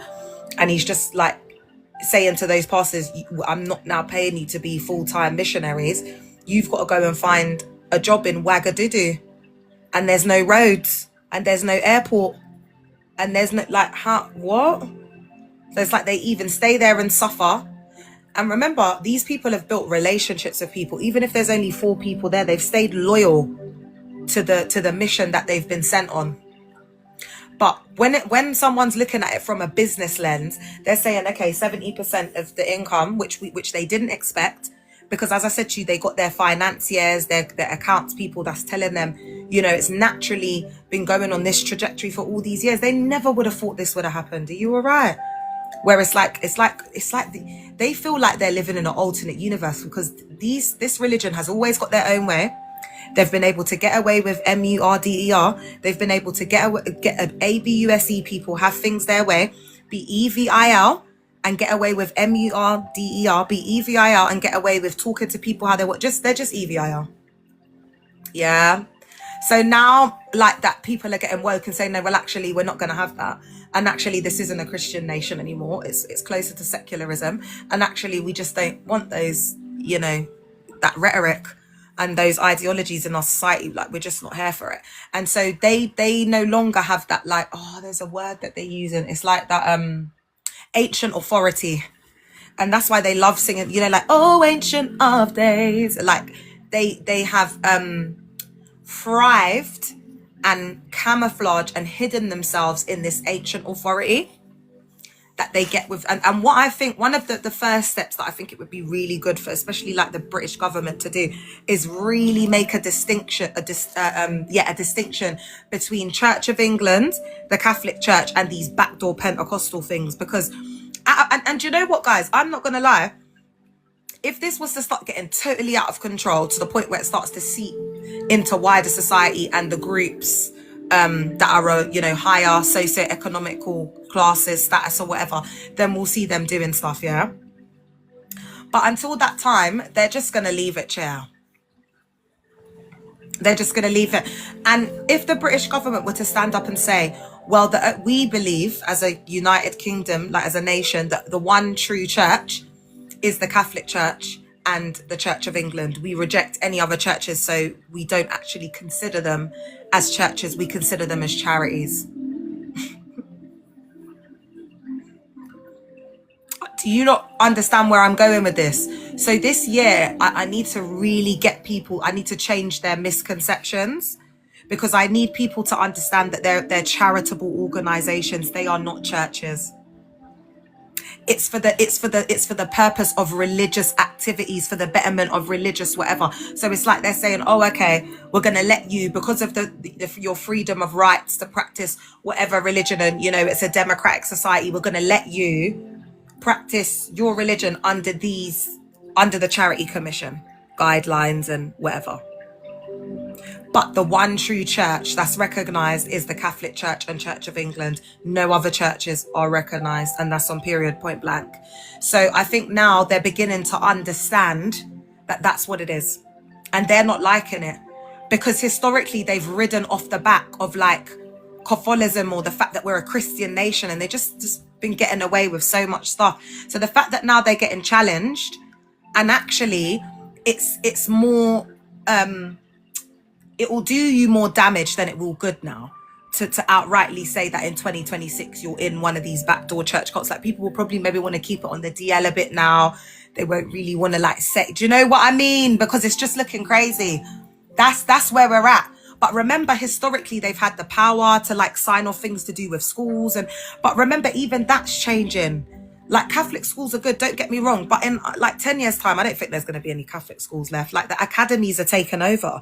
So even things like getting a letter for your kids, like the church has become less and less powerful over the years. The only thing that most of these churches are good for now is getting that letter, and soon that won't matter, because the world as we know it is completely changing. Like, I was even reading on a TikTok post that Elon Musk, hey Haynes, Elon Musk is saying that in, what is it? Is it in about 10 years? Like, we won't need to work because AI will have completely taken over. And if you want to work, it will be more like a hobby. Like, there'll be like more like passion projects. Yeah, I was feeling it. But people, they're all like, why are we going to complain? For what? That's my little rant for tonight, y'all. I don't know. I might put this on YouTube, because I wasn't going to put this on YouTube, but I just feel like it's been a really open, like honest conversation, just kind of unfiltered, and it might help someone, like, because guys, I'm not going to lie, I have been seeing a bit more traction with the YouTube, and I think that my YouTube channel is a good like place to go, like if when you're cleaning or you're cooking or you're feeling a bit down, do you know what I mean? Because it's got the playlist, it's easier to find the content. Guys, I think I'm going to go now. Does anyone have any questions? I don't mind answering a few questions before I go. Ooh, cheer. Is anyone else tired? But guys, you know what I am going to say? Just like, hold the hope. All right? Like, just keep your head up, because guys, I've got survivors in hospital at the moment. I've got survivors, I can't say because it will make them bait, but let's just say, people have been through a lot of life altering like surgeries and stuff.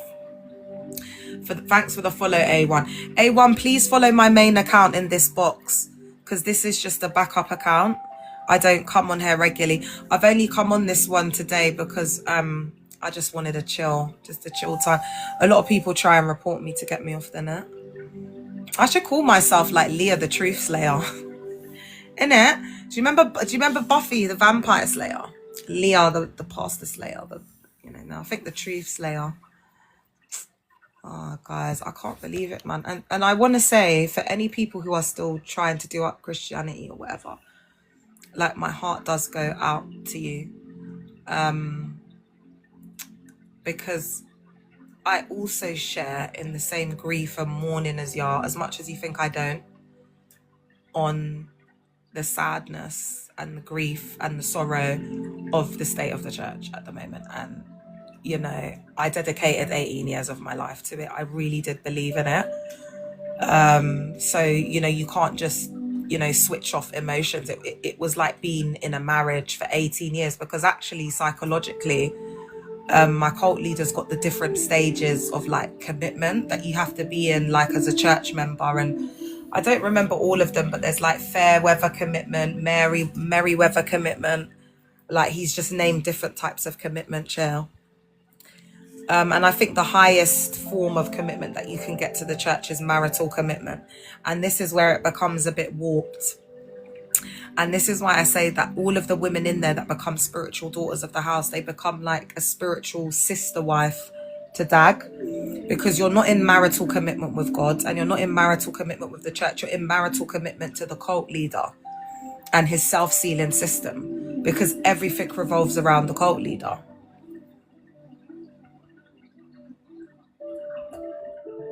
So I was in like that marital commitment in my psyche to my cult leader. And how I was able to like deconstruct was I started to look at him as like a scrubby ex. Do you know what I mean? Like a dusty, brokey, whatever. We used to call them scrubs back in the day.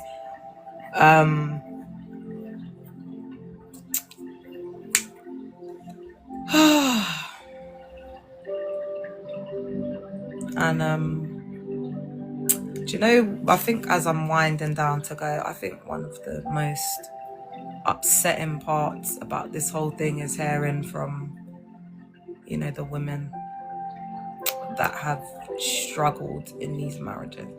And guys, you know, it's not even like, you know, it's just been like emotional neglect. It's been like, there's some women, they've experienced everything: physical, mental, emotional, schmegschul, all of that in one relationship, in one marriage. And this is why I'm saying like where and how do we draw the line? Because so are you going to tell me that woman's better off because she's been married to a man for 3 years who's doing all those things to her? God knows if she stays in that marriage, it's looking like he's going to unalive her. And in fact, the pastor told her at a point, you need to divorce this man, otherwise he's going to unalive you. We don't think that you're going to see it through. So like she stayed that lot, like that much for, and they don't tell people to divorce, especially back in that time. So which one's better off? The woman whose husband is abuse in her in every way you could possibly think of, or the woman that's living with her baby daddy that treats her good? He goes to work every day. Do you know what I mean? Like, she cooks and cleans and does those things because she wants to do that for her man, because he's taking care of her so much. Not because it's a duty, not because the canon says, not because an invisible guy in the sky tells you thou must obey. No, she's doing it because her man looks after her. He provides for her and her youth. And, you know, she extends her love and gratitude towards him by doing that stuff. So who's worse off? And they get on so well. They go on holidays. He don't cheat. Not to her knowledge anyway. Do you understand what I'm saying? Like, this one's cheating. This one's out every night. This one, and he's supposed to be at the church. And this woman's married. So it makes her and her kids are better off because they're married on paper. And this one that's seen as the single mum on paper, because she's just got like a partner. What do they call them partners? They're is it legal? I mean, I know, but whatever, their lived-in partner or whatever. But then, do you see when you bring in like sin? Do you see where like that's where people become DUMB, because they're using like the spiritual bypassing, the religion to say, oh, you know, you're gonna go to HELL. It's a sin, fornication. God HATEs people who are fornicating. Oh, you're the worst person. They program you to see yourself like that. So that's how they trap people into like doing up these arranged marriages and marrying people that they would have never even human fecal mattered on. And then even before coming in the cult, and then they're getting baddies, they're getting proper pretty girls to marry these washed up guys, because they'll say, oh, you think you're too good for Samuel? You think you're too good for Samuel? Yeah, sister, you need to humble yourself. And then it's like everyone will be talking about her and like looking at her. Do you get what I'm saying? In some type of way. Do you get it? Because it's like, you know, the baddie doesn't want to marry Samuel. What? Guys, I'm not even going to lie to you. There's girls that I've seen, yeah, especially the curvy ones. And if you're curvy and got a pretty face, forget it. You know, they're just gonna break you down completely. And it breaks my heart because, guys, I know I'm neurodivergent. I'm sure I know I'm autistic and ADHD. I know I am. And I think that's why I missed a lot of cues. I missed a lot of the stuff that was getting done in my face, behind my back, the things that were getting, I just missed, you know, like really obvious things. And I'll never forget, like every guy that I've had some sort of like relationship with, whether I've been kicking it with him, whatever, they always notice there's something a bit off, like weird about me. Like you can't quite put your finger on it, but it's like, oh, she's beautiful. So you kind of just brush it off. It's like, oh yeah, she's a bit weird, but you know, she's beautiful. But my ex-husband actually said to me like one time, like, what did he say to me? He's like, you're like an airhead. Like, do you know what I mean? Like, it's like I would leave the keys in the car, and I go and look, and it's like I still kind of do these things to this day. Do you understand what I'm saying? But that's kind of like what makes, you know what I mean? What makes me kind of vulnerable, because I don't catch like the cues. And if somebody's saying something to me, I will take that as literally. And like the same with my ex-guy that I was seeing, you know, he was like to me, oh, why am I so closed or whatever? But he was just doing too much. He was doing too effing much. Do you know what I mean? He was doing too much. He was doing too much. If I wanted to bring myself out right now, I would have just said something, but he was just doing way too effing much. Do you know what I mean? He's like, why are you trying to get that personal when you know it's not going to be that? And that's the thing about men. It's like they love to like almost live out their fantasy with a pretty woman, with a beautiful woman. And this is the part that they don't really talk about, because there's bare gal out there talking about beautiful women and what it means. And I'm just looking at them and I'm like, girl, you're not beautiful. You're not. You're okay, like you're pleasing to the eye. When you put on makeup, we could then say, oh, she's all right. But it's not given, like, because people need to realize beauty is like natural. And so the whole point of beauty is you're naturally beautiful. So when you put on makeup, it accentuates the beautiful. So now it's like spectacular. Do you understand what I'm telling you? And I just have to keep it real, man. So there's this part, like when you're a beautiful woman, that it's not really like objectification. And I wouldn't really say it's a fetish. It's more like making a little boy's dream come true. Because you got to understand, with these guys, especially like wealthy men, and you know, the access of the caliber or the pool of men that beautiful women will get access to, yeah. I just feel like the richer they are, the more issues they got, the more boy-like they are. I don't bloody know. Do you know what I mean? So it kind of becomes this, I don't know if I want to say, because it is on the cusp of idolatry, but it only gets to like idolatry and worship if the guy is like, you're way out of the guy's league. Do you know what I mean? If you're way out of the guy's league, then you become like a drug to him. You become like an obsession. And that's how you're able to like, that's why, you know, like women that finesse and stuff, they're usually really beautiful women. Like more like her, like she, the queen. Because when you get a guy that's you're out of his league, chair, oh my God, it's just so easy. It's like a river flowing on a warm sunny breeze. That money river just keeps on flowing, man. You don't need to do nothing. You know, when you get a guy who's out of your league, just a video will suffice. Do you know what I mean? Oh, I love the video. Check your account.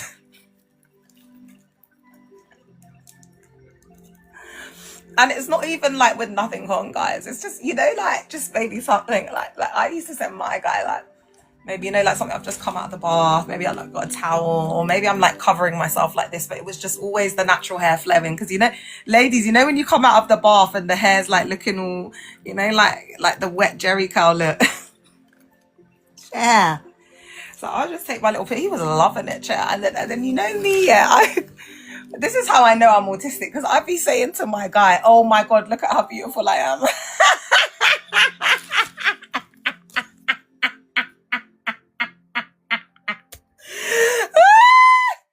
So, you know, like, because he's like an uncle, bald, got the beard, this, that, and third.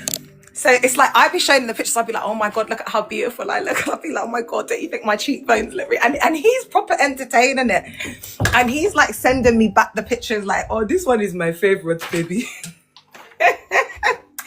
Guys, it got to the point where this guy became like my dad, because, you know, like I've never had my dad. And it was like say like I remember one time he gave me money, yeah, to like go do my hair. And I went and I tried to take the shortcut. Tried to get some gal to do my hair. You know, when you're trying to like save the money. Anyway, she messed up my hair because she was jealous of me. Then because I spent the money, I was like, oh my God, I don't know what I'm going to do. I've paid her all this money to do my hair. And you know, usually we do this as a little storyline. But guys, this time it was serious. I was hyperventilating, man. And when he answered the phone, he was like, oh, what's wrong, baby? What's wrong? He thought something could pop up. And I was like, my hair, just hair. And then I did a video call. I was bawling. You know, when you get to those levels with the rich guys, man, and I just had to go and love myself, innit? Oh, Bev, you know, like, I just don't know where this, like, wave of healing has come from. Do you know? But why couldn't we just have been on our city girls-ish? Do you know what I mean? Like some mad, crazy awakening. Do you know what? Like, why do I want to be in touch with my inner self? Maybe I don't. Maybe I blood clot don't want to be in touch with my inner self. Maybe I just want to get paid, yeah. But anyway, as it would be, you know. Unfortunately, I had to let that ninja go, and I had trained him so well. Do you know, that was the devastation, because it was like, I trained this guy so well in the bedroom. Like, when he'd come to the yard, that guy would never come empty-handed. Oh my God, you know, I just had him patterned. Do you know what I'm saying? Like,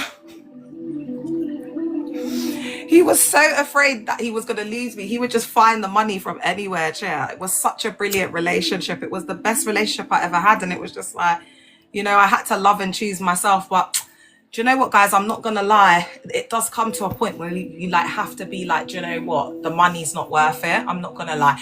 And similarly with church cults, we've got to be like, do you know what? This adrenaline, dopamine, DRUG rush, is it worth it? Like, is it really worth going to a place where you know the people don't like you? They just tolerate you because you're coming to the church, babe.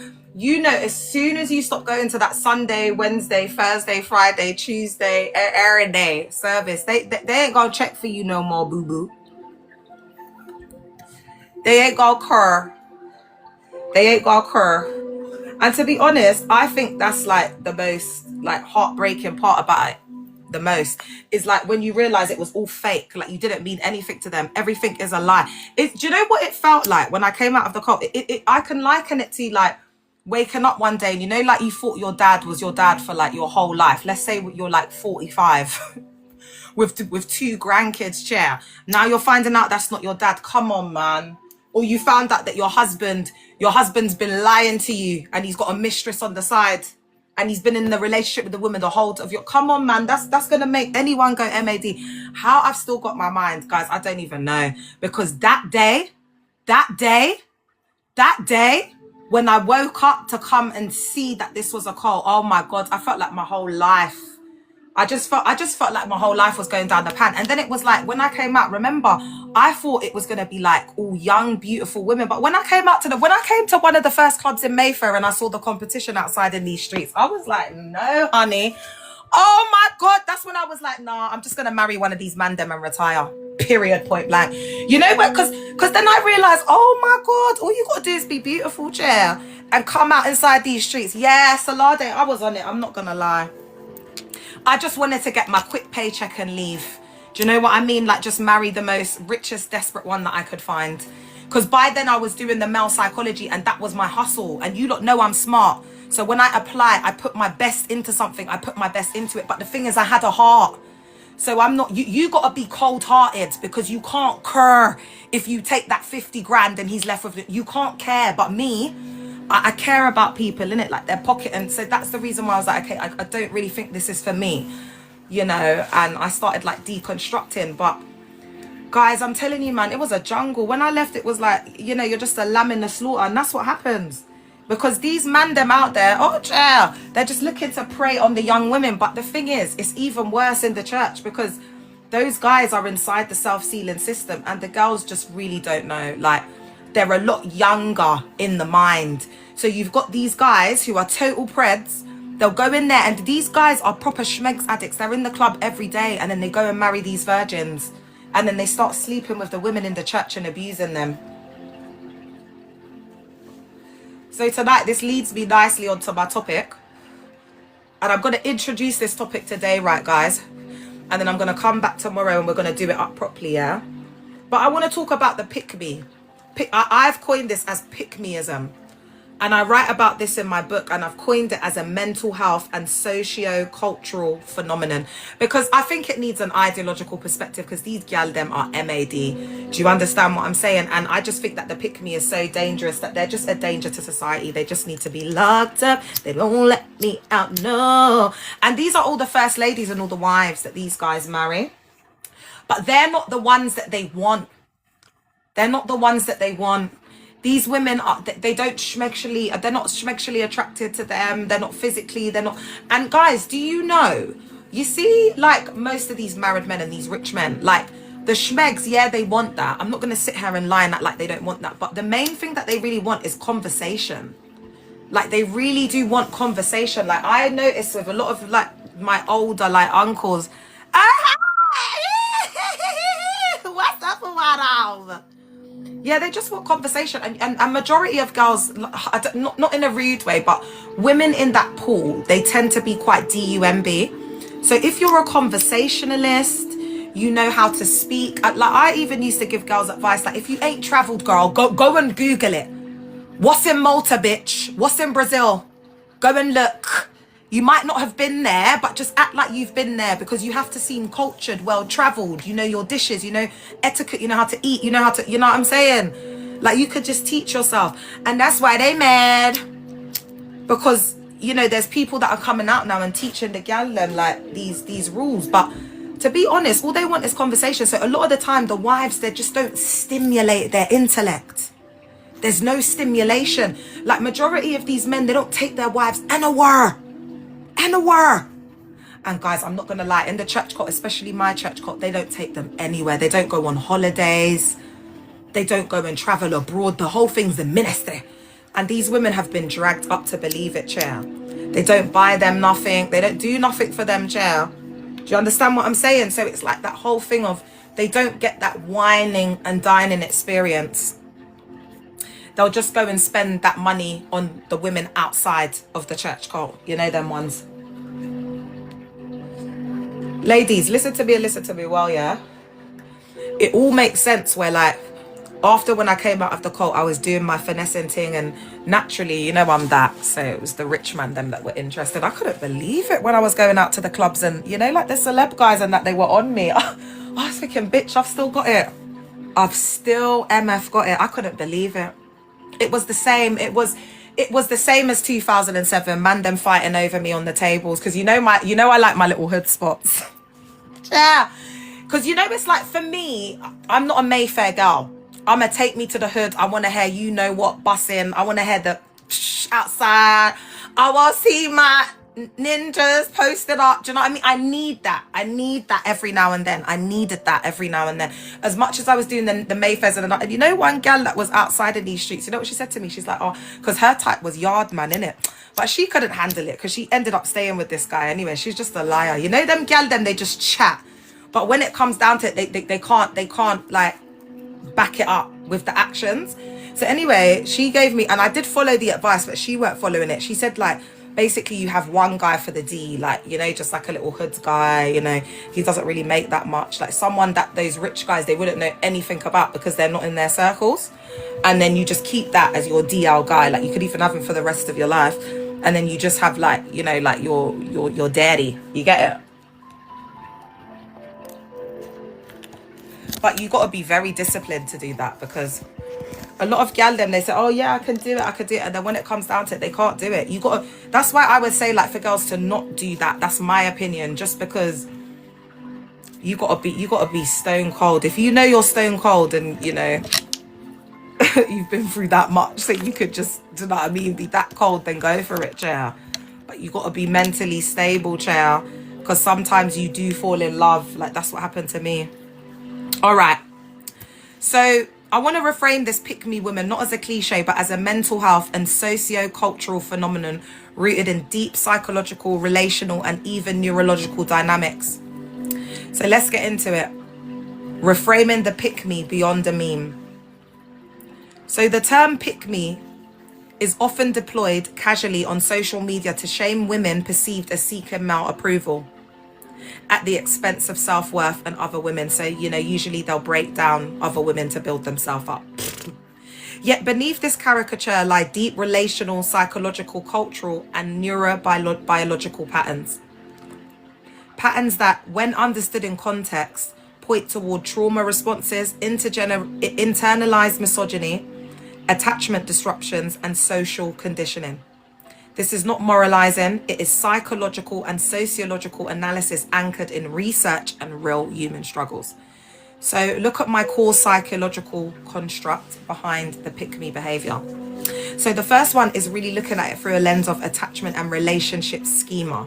So this is a central psychological framework for understanding this pattern and typology of attachment theory. So this includes individuals with insecure attachment, particularly around an anxious, unsecure or disorganized attachment. They often internalize their partner's responses as direct measures of self-worth. Yeah, so this is the validation and the seeking of approval from the male. This can manifest in people-pleasing, fear of abandonment, and prioritising relational preservation over personal well-being. It can even turn bloody and turn into murder. And I'm going to give you a case study of a girl that actually unalived her friend for some D. That's why I've had to say, okay, you know, these women have the impact to throw someone under a BUS, you know, metaphorically and quite literally. They'll do anything for some D, all right? So research shows that insecure attachment correlates with higher acceptance of psychological dating violence and controlling behavior. So the key concept is internalized approval dependency, where the individual self-concept is contingent on relational validation rather than autonomous self-evaluation. So, you know, it's not coming from within, it's not loving self, it's dependent on whether the husband likes it. So that's why that modesty rhetoric is very dangerous.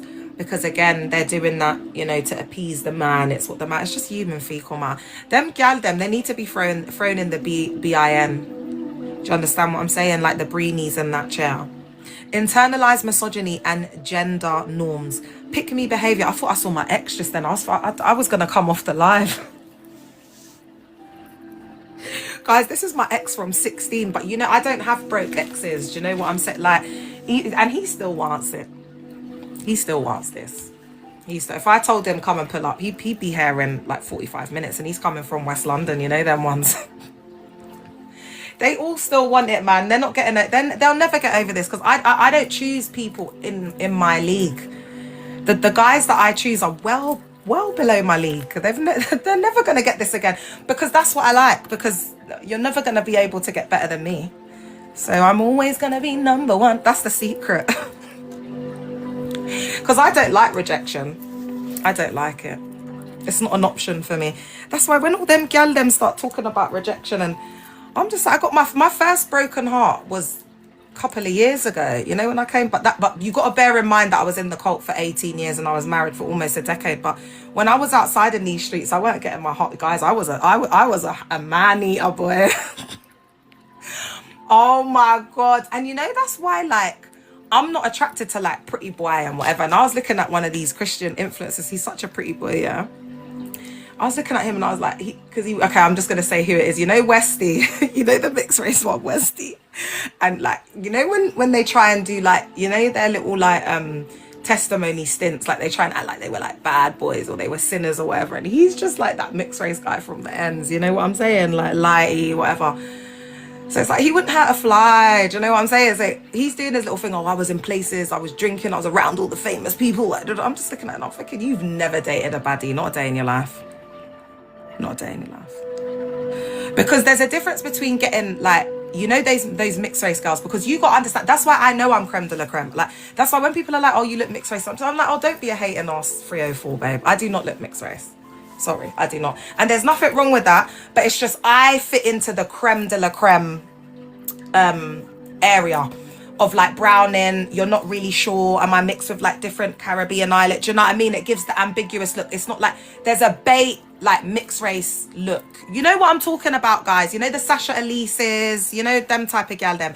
And it's like they're pretty and they're peng, but there's like a million other girls that look like that. Like there's not many girls that look like me, chair. I don't care, man. I care, man. I'm a clock here. And that's just how I see myself. Do you get what I'm saying? So the Westies, they tend to get them gal them, the pretty gal, like they could be like mixed race, have the green eyes, the curly hair, like 10 out of 10, but they can't get a baddie. Like a baddie's different. A baddie is like, because you could have a pretty mixed race girl and she comes somewhere, but she doesn't have like that presence, like, you know, that star quality. Like that's what a baddie is, because it's like she's going to steal the show, she's going to be main character. There can be pretty girls that don't have that main character and they're not baddies. Yeah, so that's why like even baddies get cheated on. Pretty girls get cheated on, baddies get cheated on. That's because men are easy and cheap. So that's why I said it's not like an achievement, or it's not like it's not like, oh, you've got a husband, like, well done. Like, it's like I can go there and I can go and grab a guy off the street that'll go to the registry office and marry me, you know, and like, because he needs a place to stay. Like, most men that marry these women, they need a place to stay, or they could never afford a place on their own because they've been sharing with their mate and they're in their 30s. Yeah. So these scripts are reinforced in many religions and collectivist cultures where female identity is tied to male approval and reproductive roles. The men be insecure and lustful. They feel like they have one up on you. Yeah. And that's why the tables are turning, because it doesn't matter if there's more women than there are men in the world. Just be by yourself, ladies. We don't need, men need us more than we need them. All right. And you can do what you want, Minakir. But remember, I told you all of these influences, like, baby, if God permits me 10 more years, do you understand what I'm saying? Like, I'll be here to see the downfall. And they're all like, oh, God forbid. That your God forbid doesn't work, babe. It's a natural trajectory, because you're at MESS. So you're not going to attract anything good, but you think you are because of the religious psychosis. So that will indicate to me that whoever you're with is at MESS, because you are, and you both can't see it. Do you understand? At least I can see I'm at MESS. Do you know what I mean? There's a difference between being at MESS and knowing you're at MESS and you're taking steps to do something about being at MESS, and then being at MESS, putting on your glad rags and doing up Christian performative Christianity. All right. So social norms around jealousy and infidelity also intersect with gendered expectations of behavior, where women's worth is linked to relational loyalty and sacrifice. Like, I saw this woman having a really good like, you know, argument that she was presenting, and she was just saying that 304s have the most freedom, and that's why, like, you know, these pick-me's and these women, like, have this internalized misogyny and jealousy. And it's true. It's true. It's true, because they've mastered, like, the power over men. So they see schmegs the same as men do. They don't care. Do you understand what I'm saying? So they've, like, cracked that code, and that's why those men, it's not even like they HATE those women. They objectify them, but they also, like, it becomes a fantasy. Do you know what I mean? And then it then goes into having to pay for those women's time, because they wouldn't get to, a woman wouldn't take a second look at them. Do you see where I'm going? But it's like how the perceptions and the norms and how we've been programmed to see things. Okay. Woo, yeah! Oh God. Oh Jesus, take the wheel. And then there's another element of it as well, where a beautiful woman will always have power. But remember, the rich man wants to own that woman. And then if she's of a lower socioeconomic class and status, when we get into, like, the mind of a psychopath and a malignant narcissist, there's then going to be sadistic tendencies to that. Do you see?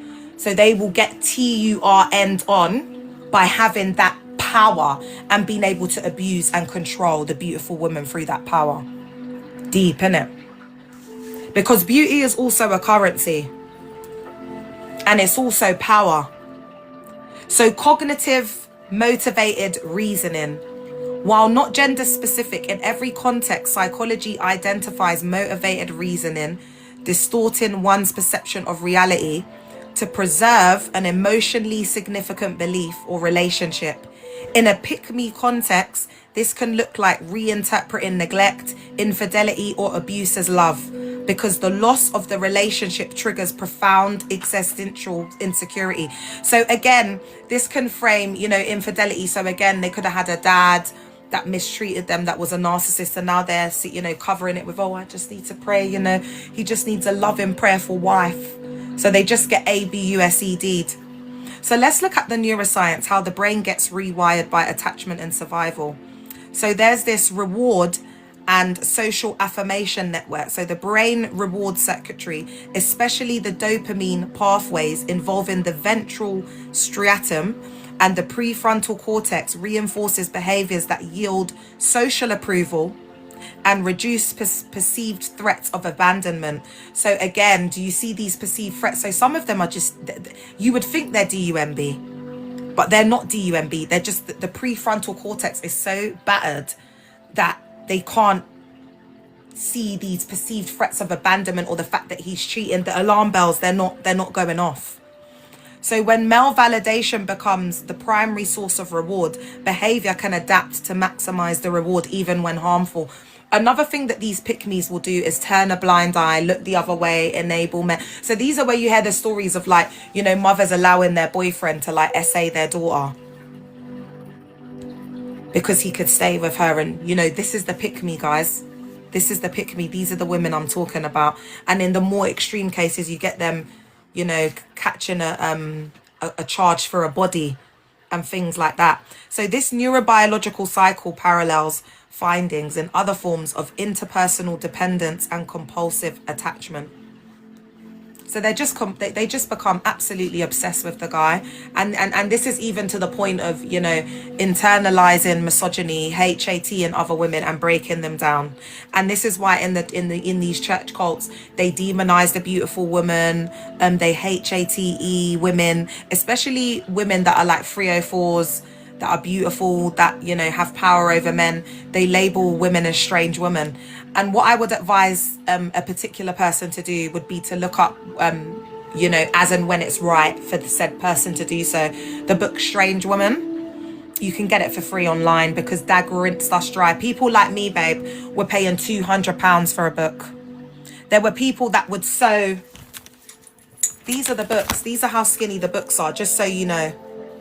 Yeah? £200. So on a normal day, he would sell the book for £6. But when the book was being launched, and this is why it took me a lot of time to think about, you know, how much I was going to sell my book for, the price, because, oh, thank you, my love, because I don't want people to feel exploited, because people were, we were paying like hundreds of pounds for these books, £1,000 for these books. Do you know what I mean? Like, look how skinny they are. That's financial exploitation, man. So let's look at intimate rivalry, jealousy, and extreme cases. Guys, this one's juicy. So let's look at the case study of the M charge driven by romantic rivalry. So one documented case that illustrates the extreme end of romantic competition is the unaliving of Sarah Ludman in Florida. In 2009, 19-year-old Rachel Wade stalked and bored up. Do you not know bored up? 18-year-old Sarah Ludman due to romantic rivalry over a man, Josh Camacho. The police attributed the unaliving to jealousy and competition for his affection. Is it that deep? Yes. Yes, with the pick-me, it's that deep. This case, widely covered in media and forensic psychology programs, reveals how perceived romantic scarcity and competition can lead to violence, not merely between strangers, but in intimate, emotionally charged social circles. And, you know, when you do up psychology, triangulation with these nut jobs, these men can literally, like, use these women to manipulate and get jealous of another woman. They play games. And sometimes that turns into bloody, you know what. So are you seeing that pick-meism? It's not just pick me, I'm gonna, it can turn into unaliving. Pathological jealousy and cognitive distortions, because they're all jealous and insecure. And they could be quite all right looking, but it doesn't matter. It's the insecure, and then they're married to a narcissist and he's breaking them down every day. They're walking on eggshells. He treats them like a doormat. Do you know what I mean? Because all of these women, they marry the red pill guys. All of these guys in the cults, they're worse than Andrew Tate. They're Andrew Tate on steroids. They HATE women. They want to conquer the woman. They're with the woman to ABUSE her. Don't you understand? It's sadistic. They want to see the woman struggle. They want to see the woman in pain. They want to see the woman suffer.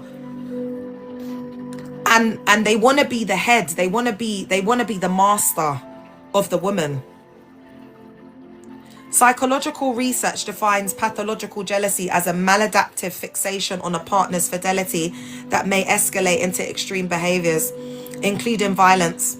Although often studied in men, similar cognitive distortions underlie intense jealousy in women, especially when tied to identity and self-worth.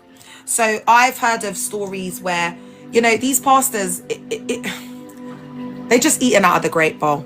And then they're getting these women into these weird dynamics of relationships where they're just using them for schmegs as a schmeglave, but making them believe that they're in some sort of committed relationship. So there's times where it's like, I've had accounts where there's been a woman who was involved with a bishop in, well, she wasn't involved, she was great by him. And he would control her, like, who are you with? Who are you see? Where are you going? And it's like the dynamic of the relationship is schmegshal, but you're trying to control this individual like you're married. And then he would tell her, like, who are you talking to? Whose voice is that in the background? Like some mad jealousy, like you'll see like rages of jealousy. But it's because it's pathological jealousy and cognitive distortions. It's not real emotion. But you know, this is where we go into the attachment, because if you've had an unsecure, dysfunctional childhood upbringing, whatever, you're going to see that as love, as care, but it's just crazy. That's just a crazy ass psychopath. So sociocultural structures that support pick-me patterns, patriarchy and cultural scripts. So this is why pick-me's love a religious institution. So me, I don't subscribe to that, because me, you know, even if I'm in my wheelchair, I'm gonna drag a bitch. You know what I mean? So it's not for me. It's not for me. I want my peace. I want my quiet. I want to protect my peace and my boundaries. Do you get it? Like, I'm just not interested in being around pick-me's. In many traditional societies, religiously structured or tightly kin-networked communities, a woman's social capital and economic security depend heavily on marital success. That's another thing they do in the church cult. They'll give a man a wife depending on his status and vice versa. So in the church cult, they don't marry for love. They don't marry for this. They marry like King Henry VIII. They marry for status. And another reason is they marry for wealth as well. Like, if the guy's really wealthy, then a high-ranking bishop will let his daughter marry for that reason. Because it's very elitist. Apart from them being, you know, supposed religious men, they're also rich, like millionaires. So what I'm saying is, a pastor will let his daughter marry someone that comes from a millionaire status home, because it's like, oh yeah, he's worthy, because they come from a rich family. Do you get it? Because some people, they've got like ad hoc members that are like in Africa, not in the UK, where the family are like seen as like royalty. Do you get it? Because they're very into that like royalty, like, you know, elitism, this, that, and the third. So this can amplify fear of ostracism, making relational approval not just emotionally rewarding, but socially necessary. Religious norms in Islamic, Christian, and African cultural contexts. For example, because guys, when I speak on the other faith, I'm gonna have to like take a period where I go and study it. You know, like I'm serious about this. I go to Morocco, you know, for like a period of time to learn, because if I'm gonna take them on, I need to know what I'm talking about. And I can't stand like to go and have to deal with like my Nige Habibi ex, because he just gets on my nerves. So when these norms are weaponized internally, you know, you've got to preserve your mental health, because I could call that guy up right now with his first years. Do you know what I mean? He'd be in here ready. But I just for the sake of I can't stand it. I don't even want to talk to them at the moment. And it's not because I hate JT either. I just need a break. Do you know what I mean? Because what am I going to have to deal with to get you to do something for me? Do you know what I mean? I ain't on that. So, for example, these groups often emphasize female duty to family unity and male authority. When these norms are weaponized internally, women may suppress dissent, tolerate ABUSE, or like our Nige and other aunties and uncles from different diasporas, they will wear ABUSE as the crown and be the doormat, in which every single person that enters their yard will have to wipe their feet off on the carpet. But remember, with these church cults, they let everyone come into their yard. So it's not like 1 or 2 people a month. There's people coming in there every day. They're doing the meetings, the rehearsals every day. So everybody's wiping their feet on her. Yeah. Intergenerational enmeshment. Pick-me behaviour also correlates with enmeshed family dynamics, where boundaries between personal identity and family roles are blurred. Children raised in such environments learn relational survival strategies, seek an approval of dominant figures, and internalising self-worth as dependent on care or acknowledgement from others. So they can do a lot of like self-seeking things. A lot of people will be pathological liars because of this as well, for attention seeking. And a lot of the reason why a lot of these guys who are in these settings are femme is because a majority of the guys that are in there have wounded like feminine energy. So these are the ones that really HATE the women, whether that's subconscious or on a conscious plane. Yeah, so the enmeshment is, I've seen this in men where the dad has been a prolific pathological liar, a narcissist with traits of psychopathy, has put hands on the mum, been a pathological liar and cheated on her left, right and centre, have kids in different boroughs in the UK and in different places in the world, and just, you know, just worn her out like a complete doormat. And so what happens is the son becomes the husband. And these types of women, again, pick-me's, covert narcissists, will use the children as a weapon and say, oh, I'm staying with him because of the children. No, you're not. The children are 45 and 27. The youngest is 27 now. Are you still doing it for the kids, my love? This is the stories that the aunties have been telling for years, when really it's just because they're covert narcissists and they're just as toxic as daddy. And so a lot of these men, especially the Nige guys, they are in their feminine energy. They're very feminine. They've grown up in very toxic, dysfunctional relationships with their mothers. And it's more of enmeshment relationships than mother and son dynamics. So that's usually why you'll hear women saying that they feel like the mother was a third wheel in the relationship. It just like it wasn't normal. Do you know what I mean? And then when you divorce them, the mother-in-laws are nowhere to be found, you know, covert narcissists. So this is further magnified because they like triangulation. They want the chaos. Now that you're not married to the son anymore, it's like, you know, I'm not interested because now I can't be I can't feed off you. This is further magnified when children become tools in relational conflicts used by parents as emotional leverage, which can have long-term psychological effects, including trauma bonding and legacy patterns of attachment insecurity. Are we almost there? Oh my God, guys, this is okay. We're gonna have to finish this tomorrow. Oh my God, I really went in on this one, boy. All right, guys, let me do a few more. Is that person here who said that name? Are you here? Oh well, okay. And then we've got trauma bonding and operant conditioning, intersection with trauma, abuse, and power imbalances. Oh, Haynes, hi babe. Trauma bonding occurs when intermittent reinforcement cycles of affection and neglect creates devastating attachment patterns. And this is what these guys do. The push and pull thing, the intermittent, like they make you crave them like a drug. They do some mad stuff, especially the narcissists. And when they're intelligent, like when you're messing with these pastors, these mogs and whatever, they are professionals at it. Oh God, when I tell you that they've mastered it, they're skilled at it. So over time, the brain comes to associate ABUSE relief with love, perpetuating self-sacrificing behaviours and acceptance of harmful dynamics. Coercive control. Research on intimate partner violence identifies coercive control as a powerful force that reshapes a partner's autonomy, self-concept and behaviour, keeping them compliant to avoid abandonment, punish, or social retribution. Ciao.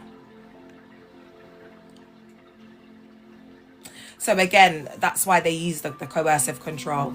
You know, it's a you problem. And with coercive control, that's where they kind of bypass or avoid the consequences and the accountability. Example, the pastor has stolen 20,000 of my pounds of my money. Oh really? Can you give us the data? But you've transferred it, sir. Yes, I transferred it because he told me he was going to do the blessings. And so there's nothing we can do. That's coercive control. Like, how do you prove it? You've moved that money from your bank account. You've put your password in there. You've authorized that payment. You've authorized that transfer. Charlie. How these dynamics harm children and next generations. When pick-me patterns intersect with relational conflict and partner infidelity, children are often drawn into emotional battles used as leverage to maintain relational ties, or placed in inconsistent and safe environments. So the women, the wives, do use the children as a weapon and to keep them in there. And then the daughter learns that, you know, ABUSE is love. And the son learns that, like, you know, affairs is normal. And then the daughter's just learning how to be a pick-me. And then she's going to choose someone just like her dad. Cycle continues.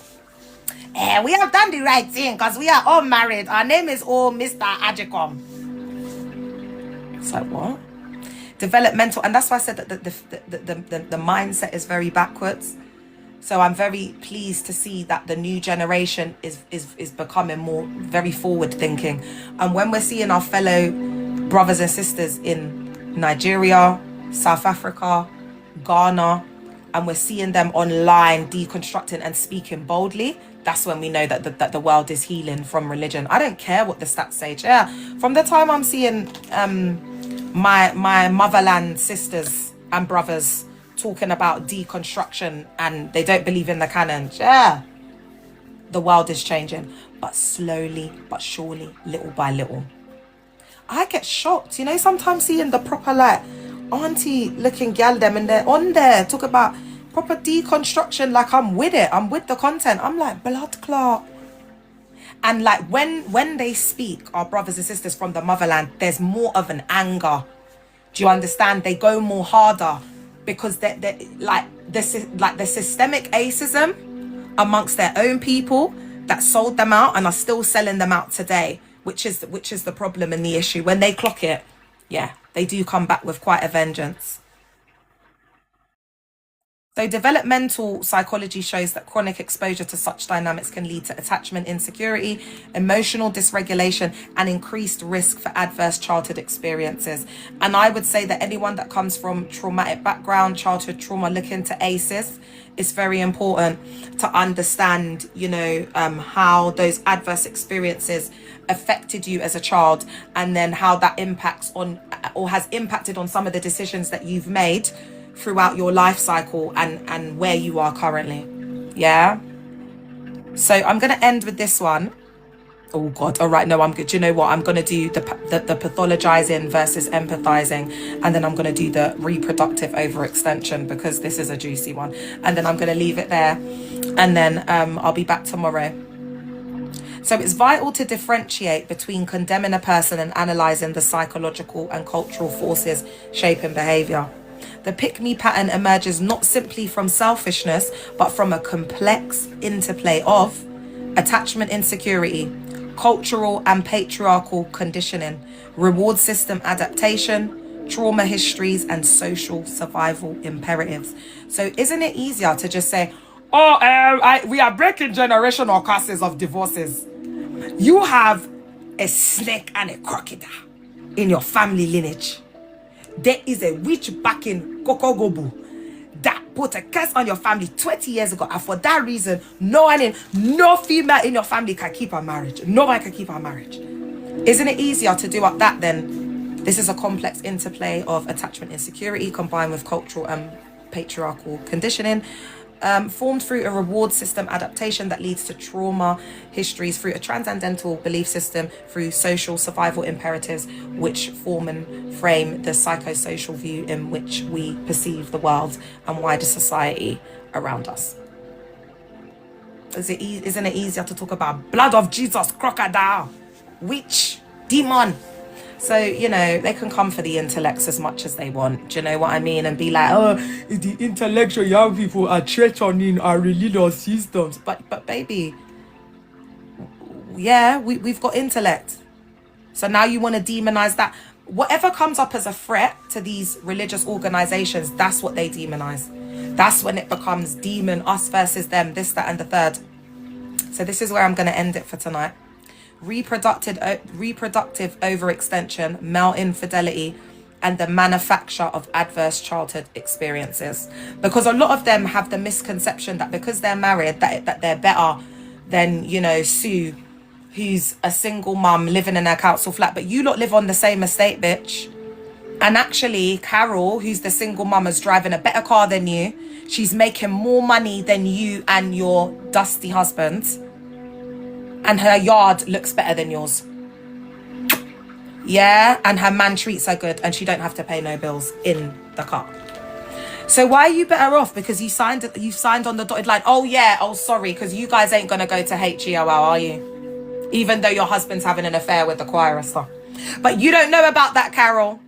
So you looking down on Sally, thinking, you know, oh, I feel so sorry for her. You know, she doesn't have a husband. She doesn't have a husband to do what, babe?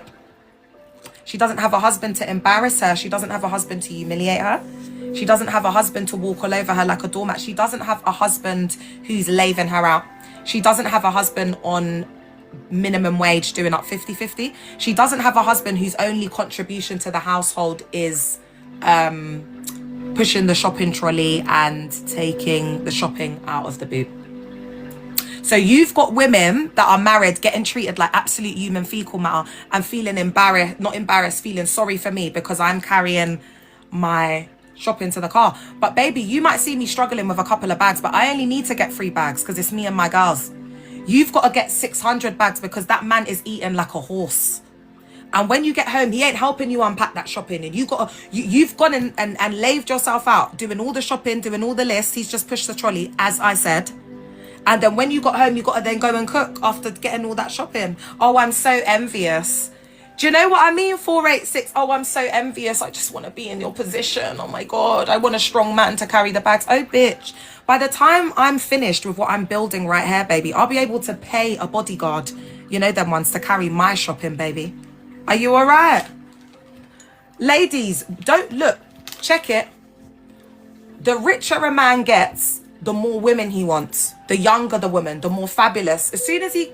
Listen, any man that's with his pick me 304 washed up wife, if he was to win the lottery tomorrow, yeah, he would leave that woman and go and like just squander all the money on, you know, like Playboy girls, Playboy bunny girls.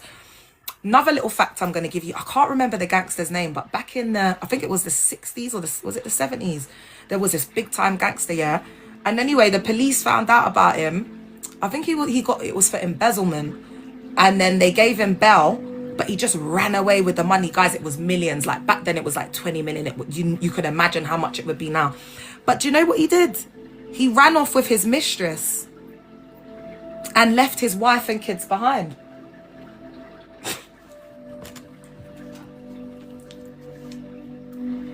You see, when I read that story, yeah, it changed everything for me. Because that was like in the beginning stages when I was still like thinking about being celibate and whatever. And I just felt like it was like a sign from the universe to just show me like that's what it is. Most married men, they won't leave their wives because their wives are DUMB. They're working full-time jobs. Then they're being a full-time mum, and then they're being a full-time maid. Then they can have their cake and eat it too, because that woman's going to let them cheat, going to let them walk all over them like a doormat. Why are they going to leave that? Do you get what I mean, CB? And we have to be honest with ourselves as late women and say, if we were a man, that's what we would do up. Why are we going to leave that woman? She may not be as pretty as the girl that is the mistress, or as intelligent, or as... But, you know, he can find another one. He might be brokenhearted for a couple of years or a couple of months, but he'll be able to find... like a younger pretty thing that will take her place. One of them told me that it's cheaper to keep a wife. Yeah.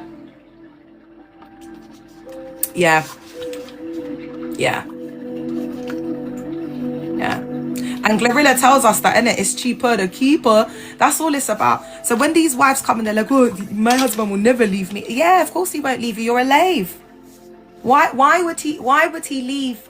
He's getting a free cleaner. You're working. He's getting a private chef. He's getting meals made, home cooked every day. He's getting bed, because you see these men, yeah, who cheat when they're with the religious women, they do more. And then they won't be human fecal mattering on the guy. They won't even want him, because most of them ain't packing. Most of them have small. They're not well endowed. Do you know what I'm saying? So they don't even get nothing out of it anyway, the schmegs. But as soon as the mistress comes into the cut, and she starts satisfying the husband and sleeping with him, all of a sudden the wife remembers that she's got a husband. So for that reason, ladies, unless you're just using the married man for some shmoney, don't fall in love. That's the dumbest thing you could ever do. Don't fall in love and don't get involved. It doesn't concern you. It's none of your business. You have to keep it really separate. Do you know what I mean? Like, you're not trying to be anyone's therapist. You're not trying to fall in love. Like, keep it very transactional. Do you know what I'm saying? And like, don't spend too much time with him. Don't have him coming in your yard. Don't overstep them boundaries. Keep it like it's like a business transactional deal. That's how you have to deal with them, boy. Because them married men are thirsty. Okay? And they will be acting like you are the love of their life. Like you are number one wifey chair. All because they're starved at home. You know them ones. So you gotta be careful, Jay, because them married men are thirsty in the car. They'll do anything for some coochie. All right. And that's why I would say it's dangerous for the woman. You know them ones. So you gotta get thirsty is not even. I'm being kind saying thirsty, Jay. Do you know what I mean? Like, thirsty is. They're dehydrated. Child, we need to get them on a drip. They're so dehydrated that they can't even get hydrated from drinking water. We got to put them on that drip. We got to put that cannula in jail. Because these married men, they need the instant hydration through a cannula, through a drip, because they are that dehydrated.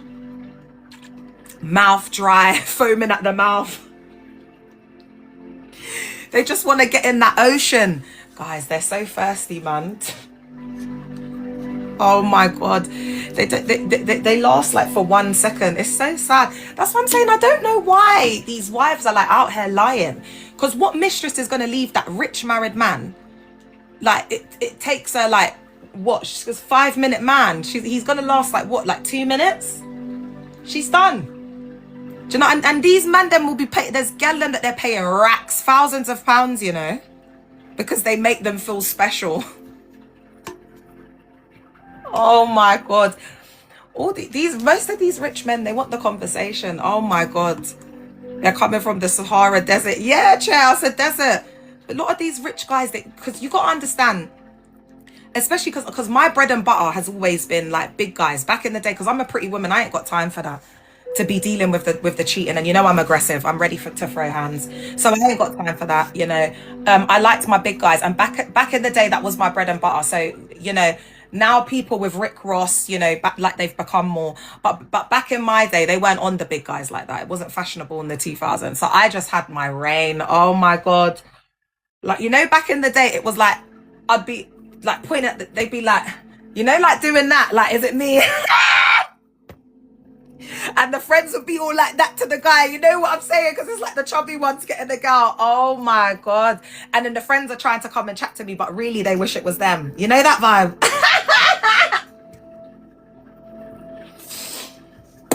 I would always target the big one in the rave because I know that's me sorted. Drinks all night. And then definitely a bagel bites or some sort of food, because he ain't letting me go home without.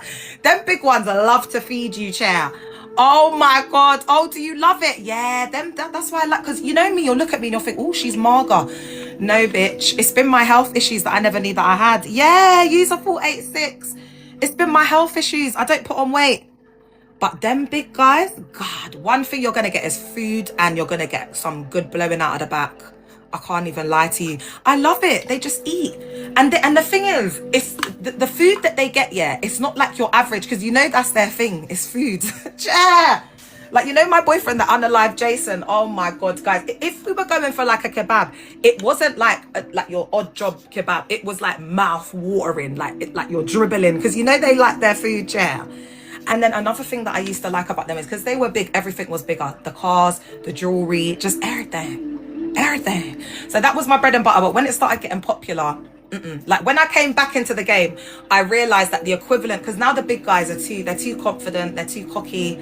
I ain't got time for that.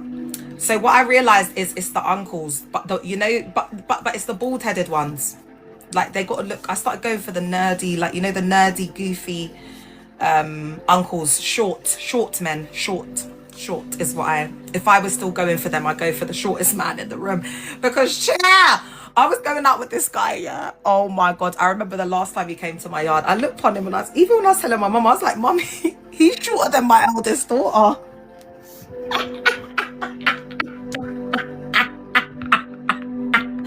But I don't care. I don't care.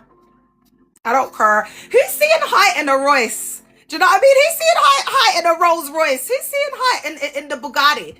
Who's seeing height in the Maserati? I was dating the next thing that was, he had a Marzi. Do you know what I mean? He was short as hell and he was feminine. That guy was GAY. Do you know what I mean? And when I tried to have conversations with him about it, it's like he's trying to get all defensive. And I'm like, calm down, princess. Do you know what I mean? Babe, your hips are swinging. You're wearing tight jeans and your hips are swinging. Do you know what I mean? So it's valid for me to ask if you're bi or... Because I said to him, like, you know, I'm effing with it. Like, I don't mind. But, you know, I knew he was GAY. He definitely is. Chow, he definitely is, man. Because, again, schmegs addict. You know, most of them schmegs addicts are just battling with their schmegsuality. Especially in the church cult. So yeah, so literally that's what I like. I like the short guys because the short guys will overcompensate. But you got to be tall. You got to be tall to be able to rinse them. Like, you know that short guy that I was speaking about? Like, I go out and I'll be like, it's okay if you don't have enough money. Like, I'd be raising my voice. And he'd be like, where are you doing that for? You know, like, he's like Nigerian, but he was a Nigerian Muslim. I'm not going to say from which area. Because it will be bait, but so it's like when he was talking, he kind of sound like this, but then he's got a twang of like, it's like some Arabic twang, mad, like yeah. He'd be like, what are you doing that for, man? But it's like he clocked that about me, that I'd put him in situations where he'd have to spend an arm and a leg. He started patterning it a bit more, you get me? But then I just realized, oh, he's been too tight, I ain't got time for this. Because you're short, you're already short, you're a good looking chap, I'll give you that. You're pleasant to look at. You're easy on the eye. And do you know what, ladies? Do you know what? You'd be very surprised. Them short ones are usually packing. Because I'm not gonna lie, guys. This ninja, I remember, I can't. No, I'm not gonna bait myself out too much. But what I will tell you is, I was very shocked by what he was working with. Because, guys, when I tell you this guy he was not taller than 5'1". And I'm 5'9". I remember the first time he took me out, yeah, and I was like, all right, I was literally talking to myself and I was like, I've just got to own this. Because I hadn't gone out with a guy that's short. Do you know what I mean? Because I used to go for my big guys. So even if they were a bit short, like, the bigness would overcompensate. So it was always given like Biggie Faith, you know, like some sort of star quality vibe. But with the short guys, I just wasn't quite knowing how I was going to work with it. But because they're always rich, that's when I realized, oh, you know, I'm just going to do model. And then what I realized with the short guys as well is the reason why it works if you're tall, yeah, is because they know that they can't get a girl that tall. Do you know? Why is a girl going to be with them that's that tall? Do you know? It just looks odd. So they feel like the bigger man, you know, like, because they got this, so you could just, oh God, you could just rinse them dry. If you get the right one, oh yeah, bloody hell. And then the combo that I had, guys, I'm going to just finish this up and then I'm going to go. Yeah, I didn't know. I was like, oh God, I'm being such a chatterbox today, innit? But the one that I last had, he was short, unfortunate looking, with a bald head and a stomach.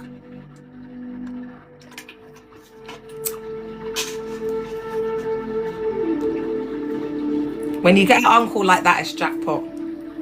It's just the jackpot time.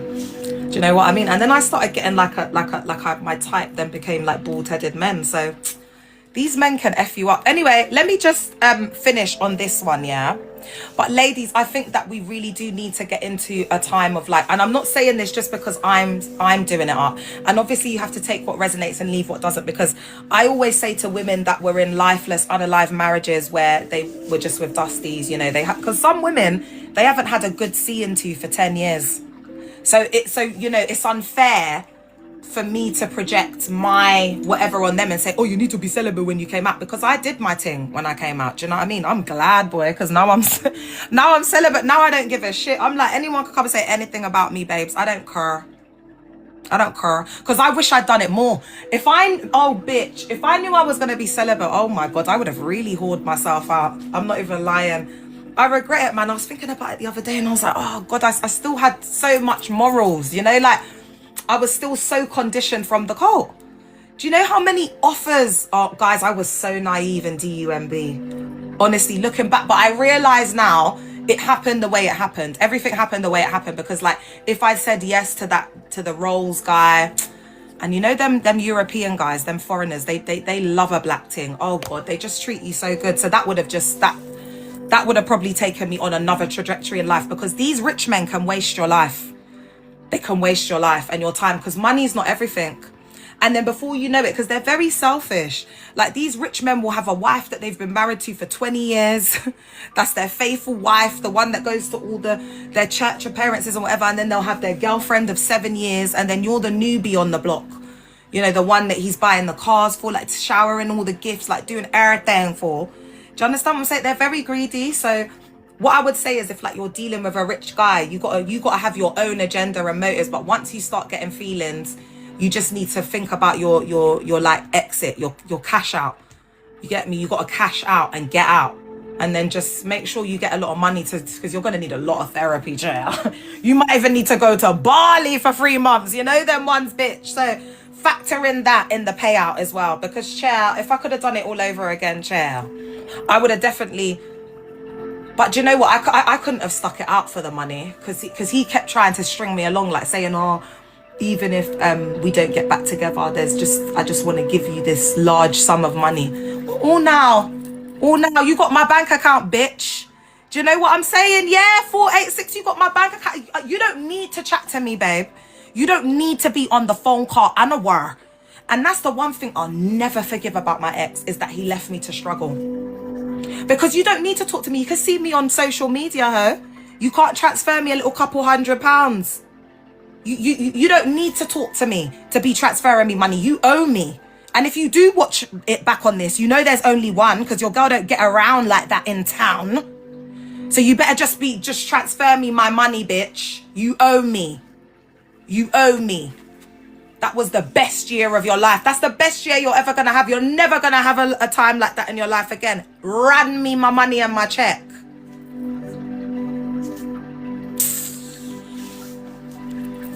Anyway, I'm glad that I'm free of that. Do you know what I mean? Because like I'm like in my wisdom, you know, my wisdom baddie era. Do you get what I'm saying? Like men can just appreciate and worship from a distance, from afar. I don't want it on me. I don't want it around me. I don't want it in my vicinity or area. I have done my bit for mankind. I've got 2 beautiful girls. I've done my bit for the man them. I wish to no longer have it in my life. Do I love men? Of course. Do I want friendships with them, to kick it with them, to be homeboys? Yeah, like I always have been. And then I'll listen and laugh about the gal them that they're cheating on and doing whatever. But as for me, my life's not a joke. So I'll just be home girl and listen to them taking the PISS out of the women out there. Because I ain't got time for it, chair. Because there's enough information out there.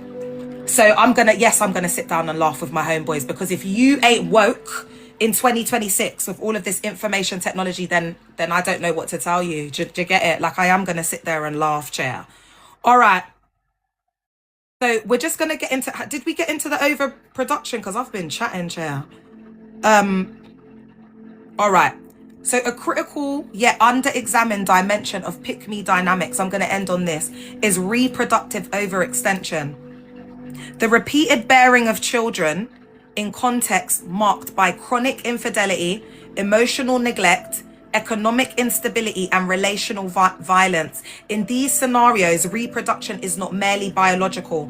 It becomes psychological strategy, social leverage, and attachment bargaining. So in layman terms, the broker they are, the more kids they have. And the council's not going to move you, babe, because you've decided to have 6 kids and your husband is on 27k a year and you don't have a job. You're the benefits queen, and always have been, always will be. And now you're having all these kids, and now you're in a 2-bedroom house. So now your older son starts feeling up his little sister because they're all sharing the same room. They're watching each other get dressed. It's real. It's you know with me, I'm always gonna say the realness, guys. Minakir. And then you wanna sit there. My kids are in a double bedroom, baby. They're living the life. They got everything they need. And then you're gonna be single mother. But how are your kids living with your husband, with 2 full-grown adults? So they keep having the kids. You know that the guy will love them, to stay with the guy, to trap him, to keep him. When he's cheating on them, he sees that the husband might, she's not sure if this particular mistress is going to take the husband, has another baby. And then it puts more strain on the relationship. The husband resents her more. You know, it's just a cycle. So children as relational anchors and control mechanisms. In many pick-me configurations, children are unconsciously positioned as relational glue, a means of securing male attachment when emotional intimacy, fidelity, or mutual respect are absent. So you see, they use the children. And that is how most pick-me's will control the man, is through the kids, yeah? That's if he cares. Some man, they didn't even want the kids in the first place, and they didn't even human fecal matter on the kid's chair. This dynamic that's when you're looking at a psychopath. This dynamic intensifies when the male partner is openly cheating, emotionally withdrawn, or fathering children with other women.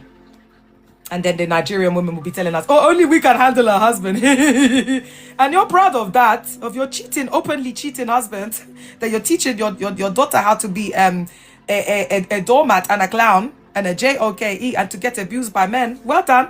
Well done, Mrs. Ajicom. From a psychological standpoint, this reflects attachment panic rather than maternal desire. The belief, often unconscious, that increased relational investment will force commitment. Increased relational. So the dynamics of these marriages are very transactional. And that's why I say to you, like, if you're dealing with a married man, your upper hand is going to be a cultured, well-versed young lady who has lots of etiquette, is in her feminine energy, is beautiful, smells good, because these wives don't even care about perfume. Always has your nails done, stuff like that. Things like, it's little things, because they got to look at these women like me, like how I look, you know, with the like this is how most of the wives look like this. They'll be looking like a mess in the yard. Oh, come and give me a kiss with you. You know what I mean? They're just, there's no sensuality, there's no femininity. Like the wife would just be sitting there looking like this, like a mess, no acrylics on the hand. These times the husband's already given his mistress 5 bills to just look nice for him. So he comes back, the house is like a boudoir. As soon as he comes in the house, he's getting knocked out by the beautiful different scents and aromas. And, you know, because feminine women are like into candles, the house smelling nice, like treating the guys with, they don't get that treatment. There's no femininity. They just lay back like a log. And most of them are virgins. They haven't done much. So it's just not exciting. These guys are just, and then it's like schmegs addicts and guys who have had a lot of schmegshal experiences. They're like corn kings. And then their wife just lies on the back. That's why they're eating out of the great bowl and sleeping with underage girls. And do you see now why?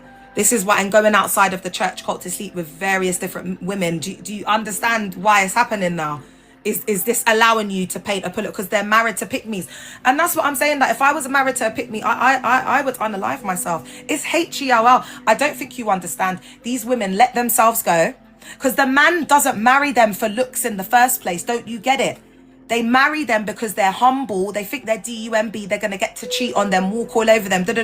But when the wives, it starts to get to that point where the wives are cantankerous. They're not speaking to them. They don't open their mouth to talk to them. And I'm telling you, like there's certain women, like they can be like a stone, not only in the bedroom, but also like the stone of ages. They're not apologizing. They're not saying they're sorry. It's you gonna look at me, I'm gonna look at your face also. Until the day they unalive, there's no conversation, not at the table. So it's very dysfunctional. Like the kids grow up knowing like mummy doesn't like daddy and daddy doesn't like mummy. It's crazy. All right, we're nearly at the end, guys. And, you know, that's the truth in most African households. You know what I'm saying? Like, come on, just tell the truth. And that's why they hate HATE to see me coming. But it's like, babe, it's the truth. Instead of you being like, oh, she's da-da-da-da-da. Why are you angry? Why are you so mad? Why are you mad? Because you feel like you're dead. And this is the truth. And it makes you sad. So research on anxious attachment shows a correlation between fear of abandonment and behaviours aimed at increasing relational dependency, even when those behaviours result in harm to self or dependence. Oh God, guys, we're going to finish this off tomorrow, yeah? Because there's so much, there's so many notes and I don't want to rush this. I think that, yeah, because tomorrow we're going to talk about poverty, stress and cognitive load. Because guys, do you know how many, that's why the PK kids are dealers and 304 in and teething, doing 419. You got the like top pastors kids in jail because they grew up in poverty. Don't you get it? Like, they've grown up in like these situations. It doesn't mean because you're a man of God that, you know, if you are emotionally neglectful, your child is there's gonna be emotional attachment issues. It doesn't mean because you're a pastor you can't pray the GAY away, you can't pray the trauma away. They think they can, but they can't. That's why Sarah Jakes, all of the things that happened to Sarah Jakes ended up happening to Sarah Jakes. But she's just, again, that woman's just got so many issues. But as long as they cover it with this, anybody will think it's great. Then we're going to look at adverse childhood experiences and developmental harm. Children as witnesses, mediators and weapons. Cultural and religious reinforcement of reproductive endurance. So, you know, just that way, like, and we see this a lot in the Muslim community as well.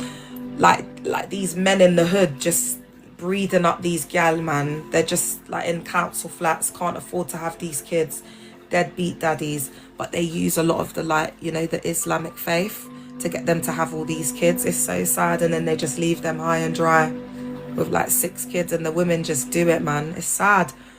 Intergenerational consequences, reproducing the wounded feminine. And if anyone's interested in like further reading or whatever, you could pop me a message on TikTok and then I can just send you the reference list if you want to do some further reading around this. And then I have coined this as the Pick Me Survival Schema, PMSS. And that's one of my biopsychosocial spiritual frameworks. So you can't find this anywhere. This is my own work. And it will be in my book in March. And then I think we'll have a little look at the fake trad Christian social construct framework that I developed to help us understand, you know, how performative this is. And then I'll talk a little bit about the FAIR model as well. We'll do that tomorrow. What do you think, guys? Yeah. All right then, guys, I'm gonna go. I think this has been a good live. Don't you think it's been nice, man? I came on this account because I was like, I just don't, even if warnings come up, if it gets lack off or whatever, I don't care. I don't want to, like, I just want to feel free and just have like a free, relaxed, laid back live. And I think I'm gonna put this on YouTube, guys. What do you think? I'm just gonna edit it though, guys, because I can't be ghetto, because some of it's been a bit too much. So I'm just gonna put it through CapCut, guys. So it'll be on tomorrow morning, yeah. It might be on tonight. Let's see. Because I'm a bit tired. I'm taking that sleeping tablet now. I ain't got no time to be sitting up feeling depressed. I ain't got time for that. I'm just going to take that sleeping tablet and I'll just be in bed in about 20 minutes. Oh, thanks, CB. I enjoyed it. I thought it was a good one today. And I'm not going to lie, I did need a little pick-me-up. I did need a pick-me-up. And I've been able to... Night, everybody. Night queens. Yeah, I needed a little pick-me-up, man, because I've been feeling so low. Love you too, my love. I've been feeling so low. But this is what's beautiful about the collective. We can come on here and we're all on here together and we're here for each other, and this is what the community is about. Do you know what I mean? So I love you guys. I'll see you tomorrow. I'm getting better. My mobility is never going to be the same again, but I'm just happy that I can feel my legs now. My mobility is not, but I can feel them. So that's good. All right, love you guys. Bye.